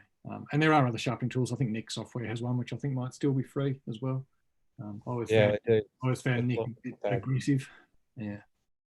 I find this one reasonably subtle and quite controllable. So yeah, I mean, I've used this one a lot. Whenever I print for my awards, that's one of the main ones that I use. Yeah. And I can paint it in certain areas. Sometimes I might double it up or use it 2 or 3 times to strengthen it in certain areas and paint it out of others. It's it's a good starting point, this one. Yep. So the other thing I mentioned is my favourite sharpening trick, I guess, for print, and it's not even really a sharpening trick. And I'll open up a different image to show you. Let's open up this guy. So there's a thing we call. I might just butt in too. Yep. We've just had a question on YouTube just about that someone, Robin, was just under the impression that you always had to use 60 DPI when printing on Epson printers. Do you know that makes a difference if you're 360 or 300 or anything like that? Yeah. Okay. So no, look, it's a good question. The way the Epson printers work, and in fact all printers really work, is they have what they call a native print resolution, and it's based around a number of nozzles on the in the printhead, as far as I understand. And so when you look at the resolutions in the Epson print world, certainly before, well, not all of them, but let's just say the traditional, the P800s and the 3800s and things like that. They're all based around a 180 pixel per inch sort of resolution. So you'd see there'd be 180, there'd be 360, 720, 1440, 2880. They're all the numbers that you see quoted in the specifications. So generally, it's generally been held that you'll get the sharpest print from an Epson printer at 360 pixels per inch for those models, generally speaking. Because what happens is if you throw a 300 pixel per inch image at an Epson printer that has a native resolution in that 180, 360 multiples, then the print driver itself then has to do some interpolation. So it has to do like a resizing calculation, a bit like we do in Photoshop with the image size. And so the question is, if it's going to do it anyway, would you rather do it yourself and have control over that interpolation algorithm that's being used? Or are you happy for the Epson print driver to do it? So yeah, so the prevailing wisdom, I think, has been that if you've got the option to try and change the resolution yourself to 360, then that's probably the best print that you're going to get. The proviso is, and it sort of comes back to that image resizing we were talking about earlier. Okay, so if you're going to do a little A4 print and you're starting with a 50 megapixel image, you can reduce it down to 360 pixels per inch, no problem. But if you're starting with a 12 megapixel image and you want to do a 1 meter wide print, then you're going to have to resize it up to 360 pixels per inch. Okay, so you have to remember whenever you resize something up, you're always giving something away. Okay, it's making up a whole lot of information through that interpolation algorithm. And so sometimes you're actually introducing more artifacts by trying to get this optimum 360 pixel per inch resolution. You're introducing more problems than you're solving by hitting that number. And you know, like I haven't got a magic rule as to which way is better or not. If I've only got to resize up a little bit to get to 360, I would do it. If I've got to resize up 400% to get to 360, then I wouldn't do it. I'd probably print it at a lower resolution. Thanks so much. Yeah, but I think universally it's such an accepted medium. I haven't noticed much difference myself between 300 and 360, and I use Epson printers and do all my own work. So really not very noticeable. Again, unless you've got to do something fairly extreme. Yeah. It's not a deal breaker. Yeah, to really see, you'd have to get like a high resolution MTF chart or something that's got all these paired lines, you know, at little, you know, tiny distances between them to be able to actually see a lot of the stuff. But look, there's no doubt when you really look at it really closely, you can see a difference. Some of our other printers are Epson printers, and they're actually natively 300 pixels per inch. So that's the resolution we try and feed them if we can. So just going back to this image, the thing I wanted to just mention is what we're trying to introduce. Remember, a print is a 2D medium, but we're trying to give the impression of a three-dimensional space that we're looking at. So this is quite a good example of that. So one thing that we often do with our images before printing, and probably 80 to 90% of them, is just a really simple adjustment. So I just copy that layer. We do a sharpening, and it's what we refer to as a dimensional sharpening. And I didn't invent this. I can't actually even remember where I picked it up, I'm not that smart really. I just find things that are useful and use them. And we use these sort of numbers, either 15 and 55 or 20 and 60. And if I turn that on and off here, you should be able to see, or hopefully you can see, particularly in this area here. I might make it a bit bigger so I can see a bit more. I turn that on and off. Can you see sort of almost like a fog lifts off that image, and suddenly you get all this definition and three-dimensionality through this cliff face? I'll just turn that on and off again. Can you guys see that? Or is it little? Oh yeah, I can see it a bit. Yeah. It's a little bit subtle. Is it? It's a bit subtle, yeah. I'm not quite sure how well it translates. Like, it's really super clear on what I'm doing here. Oh yeah, that one is. Yeah. Yep. So that's off and that's She on. pops. Yeah. So we just find that this sharpening regime, which is a bit counterintuitive, so it's a really low amount and a really high radius. So normally, you know, you might have a sharpening of 100% and 2 or 3, or 3 or 4 or 5, whatever. Those are sort of normal sort of sharpening numbers, and you end up with these horrible halos around the edges of things. Yeah, gotcha. Yep. Yeah. So what this really does is it's sort of the opposite. It's a little bit like using clarity probably in Lightroom. But it just adds this dimensionality to objects, and suddenly makes them, instead of looking sort of flat two-dimensional on the page, it sort of gives them a bit of a three-dimensional presence. So we use this all the time.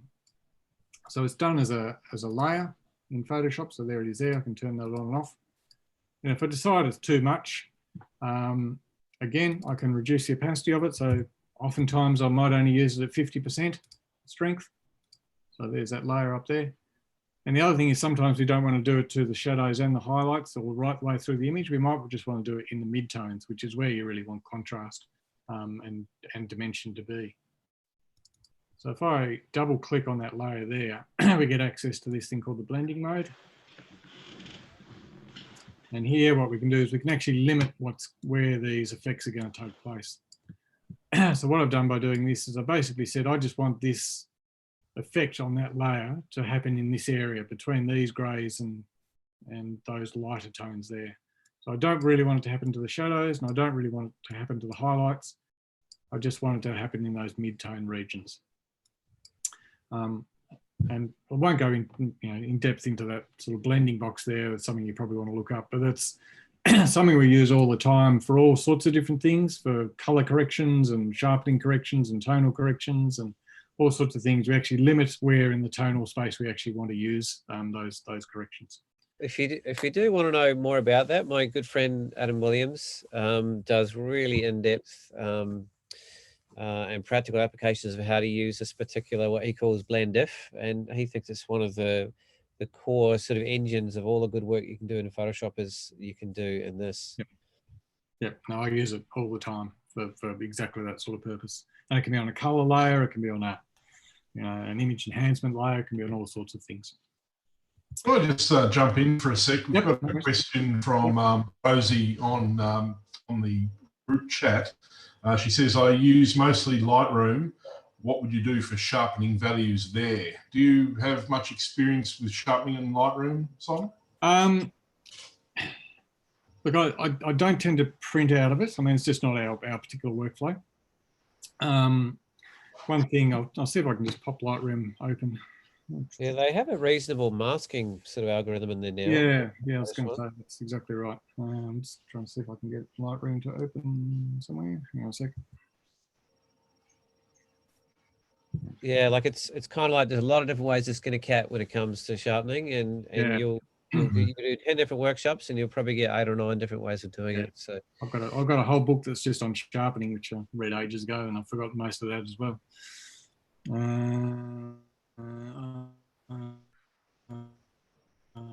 don't even know if I've got a, let me see. I'll just open up something. You see, I don't use Lightroom very often, so I'll just see what we get.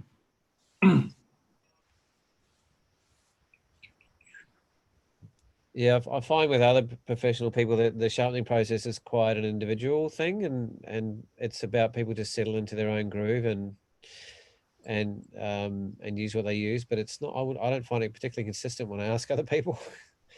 Yeah, what they use. I'm just going to see if I can find. There's no one right way, basically. Is what I'm Yeah. saying. Look, One thing with Lightroom is it gives you a default opening sharpening value. I think it's set at 40 or something like that. I use that as my pre-sharpening. Yeah. So you talk about your what was yours? Capture sharpen. That's what I use for capture sharpen. Yeah, that's right. So when I take it into Photoshop, do the other sharpening there. Yeah. Yeah, look, it's going to take me a little while to set up a Lightroom catalog and get something in there. So we might just park that one for the moment. The one good thing to use in Lightroom is there is the masking tool, and it's a little bit like in Photoshop, where you do, say, the levels command, and I can hold down the command or the option key. Why is it not doing it? Yeah, so on a Mac you use Alt. So on the fourth line down on the sharpening in Lightroom, there's a tool, there's a slider for masking, and if you use Alt at the same time as you're pushing it down, it turns it into almost like a black and white kind of screening. And what it does is it's a very, very clear way of visualizing what area and what parts of the image it's applying the sharpening to. And in that regard, it's kind of gives you a little bit more control. Even though it's global, it actually is an intelligent kind of sharpening, and it gives you a bit more say about where it's applied to. Yeah. So effectively what it's doing is where it's black, it's saying we're not going to apply any sharpening to these areas, and where it's white, it is going to apply sharpening. And like Paul says, sharpening is a whole other topic, but really what sharpening is just changing the contrast at the edge of something. And it's just making the lighter bits of an edge lighter and the darker bits of an edge darker. And that's what gives us apparent sharpness, is that change in contrast. So what that little masking tool is doing is it's showing you where the sharpening is going to be applied. So it's not going to be applied in the dark areas when that masking tool is used, but it is going to be applied in the lighter areas. So you sort of adjust the masking and then the amount or the detail slider. So you're just getting nice crisp edges. Look, I would say I wouldn't be getting up to values more than about 65, something like that. I reckon that's probably getting pretty high. Would you say that, Nick? Starts to get a bit crunchy after that. Yeah. There's a few slightly different things you can apply when you're exporting your image in Lightroom as well in terms of sharpening, but it does require a little bit of experimenting, I think. Yeah. And in fact, the sharpening that gets applied in Lightroom is actually the same sharpening routine as the one that's in Photoshop, as in this PhotoKit sharpener.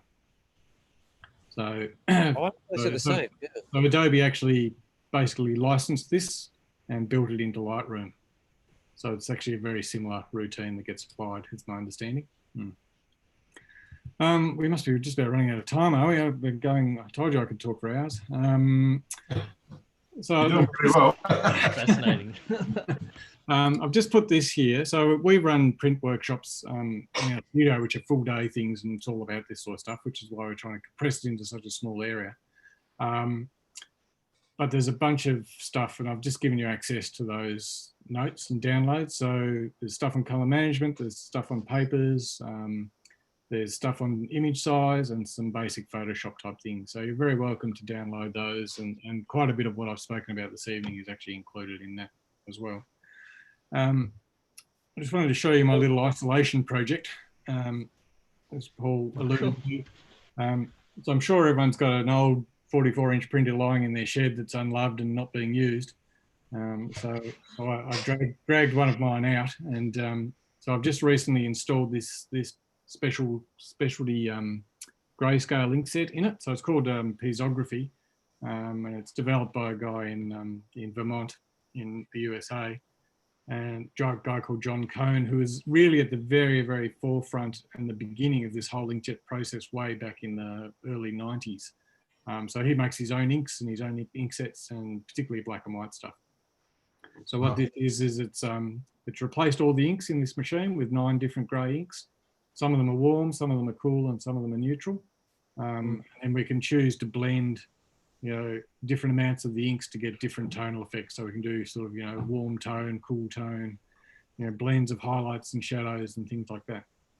So that's my sort of current project that I'm working on, and extremely long life, extremely high density, like darker pigments than any other process, but darker than Epsom pigment, so the blacks are much blacker than anything else as well.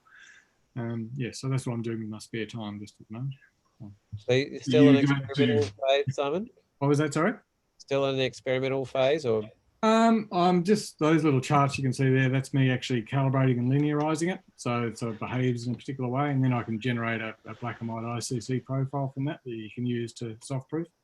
So I've done it for 3 papers. I'm just going to do it for Platine, and then we're just about right to go. So it's probably only a week or 2 away from something. Yeah, I'd love to see that on Platine and see what we can do with the blacks. Yeah, yeah. So it's pretty cool. But you know, like I said, I like to tinker and fiddle, so that's how I learn to do stuff. So yeah, any other questions? I'm happy to take any other questions. I know we've rushed through. It's a really big topic. It's really hard to actually cover in, you know, however long it's taken, an hour or something. So, but we do offer full-day print workshops for anyone who's really interested, for a couple of $100, $250 or something it is. And we go into stuff in a lot more detail, and we spend morning talking about stuff and the afternoon printing stuff, which is sort of fun.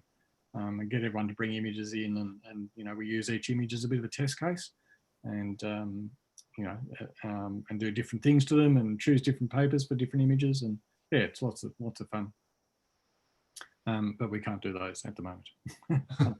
Oh yeah. Well, what I love about what you presented, Simon, is it's kind of anyone on any level would have got something out of that, and at the lower level you might realize how much you don't know, and at the upper level you might have picked up a few tricks. But I think it's really important to be quite honest, I guess, that if you're going to go down this path yourself, there's a little bit to it, and that's why I think we wanted to bring it up on the show during this whole COVID time, is we've got a lot of extra time to experiment, to try things, to play, to break out the old paper stocks when sitting in the back getting dusty, and make sure our heads of a printer aren't getting clogged up, or just build your confidence to get empowered enough to learn more about it, because it's quite a process, but it's a beautiful and wonderful thing to be able to do it well.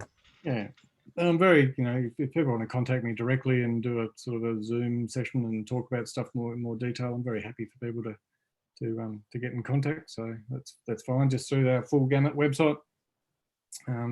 So either Simon at fullgamut.com.au, or just the general sales at Full Gamut address as well. Just find the web page, you'll find contact details on there. Fantastic, mate. It's very generous of you. So that's right. No, any thanks. Yeah, that's thanks a bunch.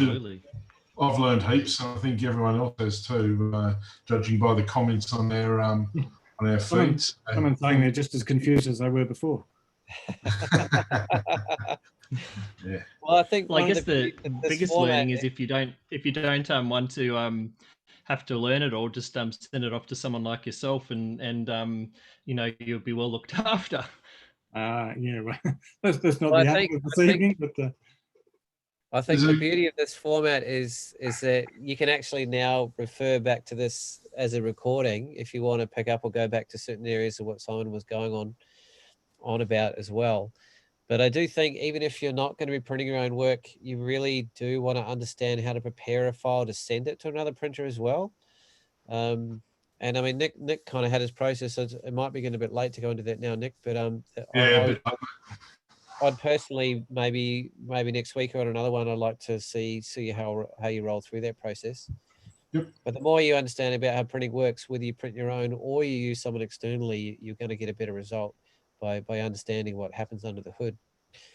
So yeah, it's a lot to it there, but it's it's such a chain of things, and I think the core that I'm going to remember from Simon was the thing he said right at the beginning. It's all about trying to set up a pathway to create consistent, reliable results, and you just have to work on each little leg in the chain to understand how best to do that. Yeah, that's it. So Nick said it right at the start. You know, you do the same thing each time, and you know, if you can get rid of all of those variables, all the things that are changing, they're going to throw you off the track each time. then and once you can start to trust your screen, particularly, like once you've got all those other things nailed down and you're looking at the image, and the other thing we do is we'll often print a test image for someone, like that reference image that I had up before, with all the colors and different images on it, and print it on a couple of different papers, and then you have that as a reference and your screen. And over a bit of time, you actually start to just interpret the difference between a screen image and a print image, because they are fundamentally different. You know, one's shining light at you and one's, you know, subtracting light from the pigments and the dyes on the print. So they are fundamentally different experiences. So you have to actually learn to interpret what you see on the screen. And the worst thing you can do is actually hold your image or your print up right next to your screen, because they're never going to look the same, because they're just different. You know, they're different mediums. So that's something to take away too. Just another quick question just before we go. A couple of people have asked it. For you, Simon, does full gamut print and then ship back to the mainland? It sounds like you've got a couple of interested potential customers. We've got quite a few mainland customers. Yeah, so you know, particularly prints that can go either flat packed or in tubes. We send, you know, stuff all the time. Send stuff all around the world, actually. So, yeah. Yeah, I've got Simon to send my stuff all around the world all the time. I'll bet you have. I would say just at the moment that Australia Post is going super slow. Like, I think they said they've had a 400% increase in parcels from this time last year. So what would normally take a week to get to Melbourne's taking 3 weeks. So, wow. Yeah, I also heard them say they no longer do an express service because they can't guarantee when it's going to arrive. I got an email about that a couple of days ago. Well, I won't pay for express then. Yeah. Luke, do you want to sum up? Yes, sure. I'm sorry, my network's been dropping in and out. I think with all the rain that we've been having, it's been affecting it a little bit, but hopefully this is coming through okay. But look, thanks so much everybody for joining us.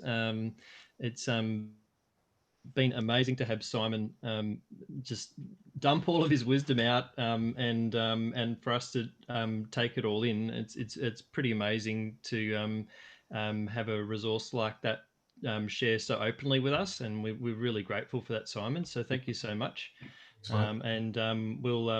We'll send a follow-up email, just like we sent out rather late email today at 5:30, but we'll send a follow-up email with some of the links that Simon was talking about, just so that everyone can, you know, and didn't have to scribble everything down when Simon was talking. And yeah, as Simon mentioned, do get in contact. He's very generously given us his time tonight. So Simon, did you still have a special going on? There were some print and shipping sort of specials. I think we had it up to the end of April. So just have a look on the website. There's stuff on the front, on the banners on the front of the website there saying what the specials are. Yeah, so we've got a couple of different things, different ways for people to upload stuff. So you can either there's a what we call a hightail system, which is just a large file delivery system you can use.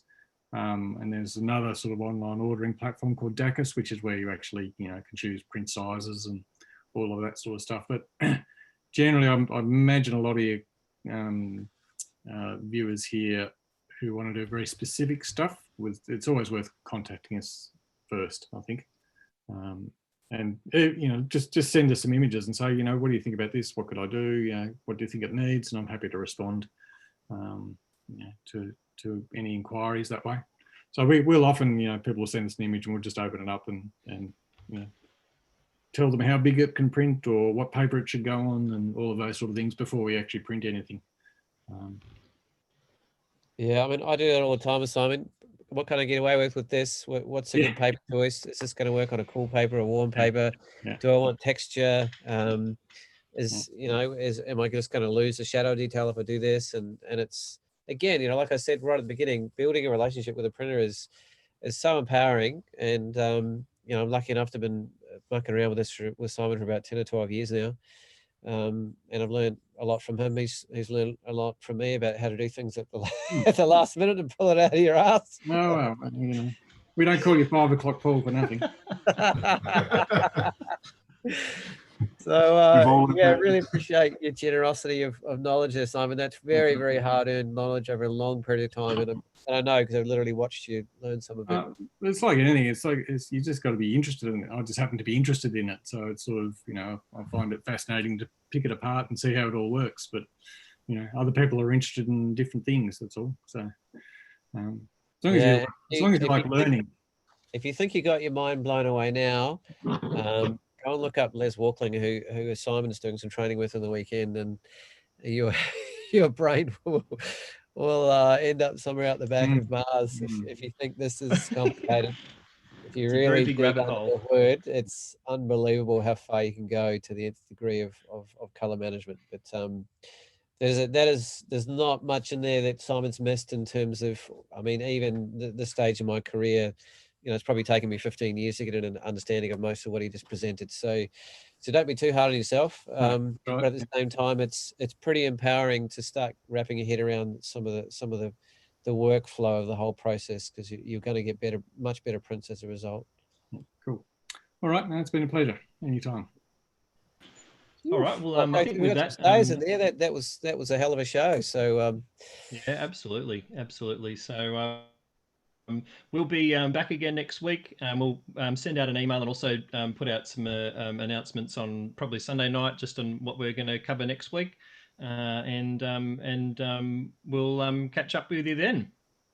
So just to remind you again, next week it's going to be the same link as well, the same Zoom link to join in from registration. Awesome. All right. Well, with that, thanks, Simon.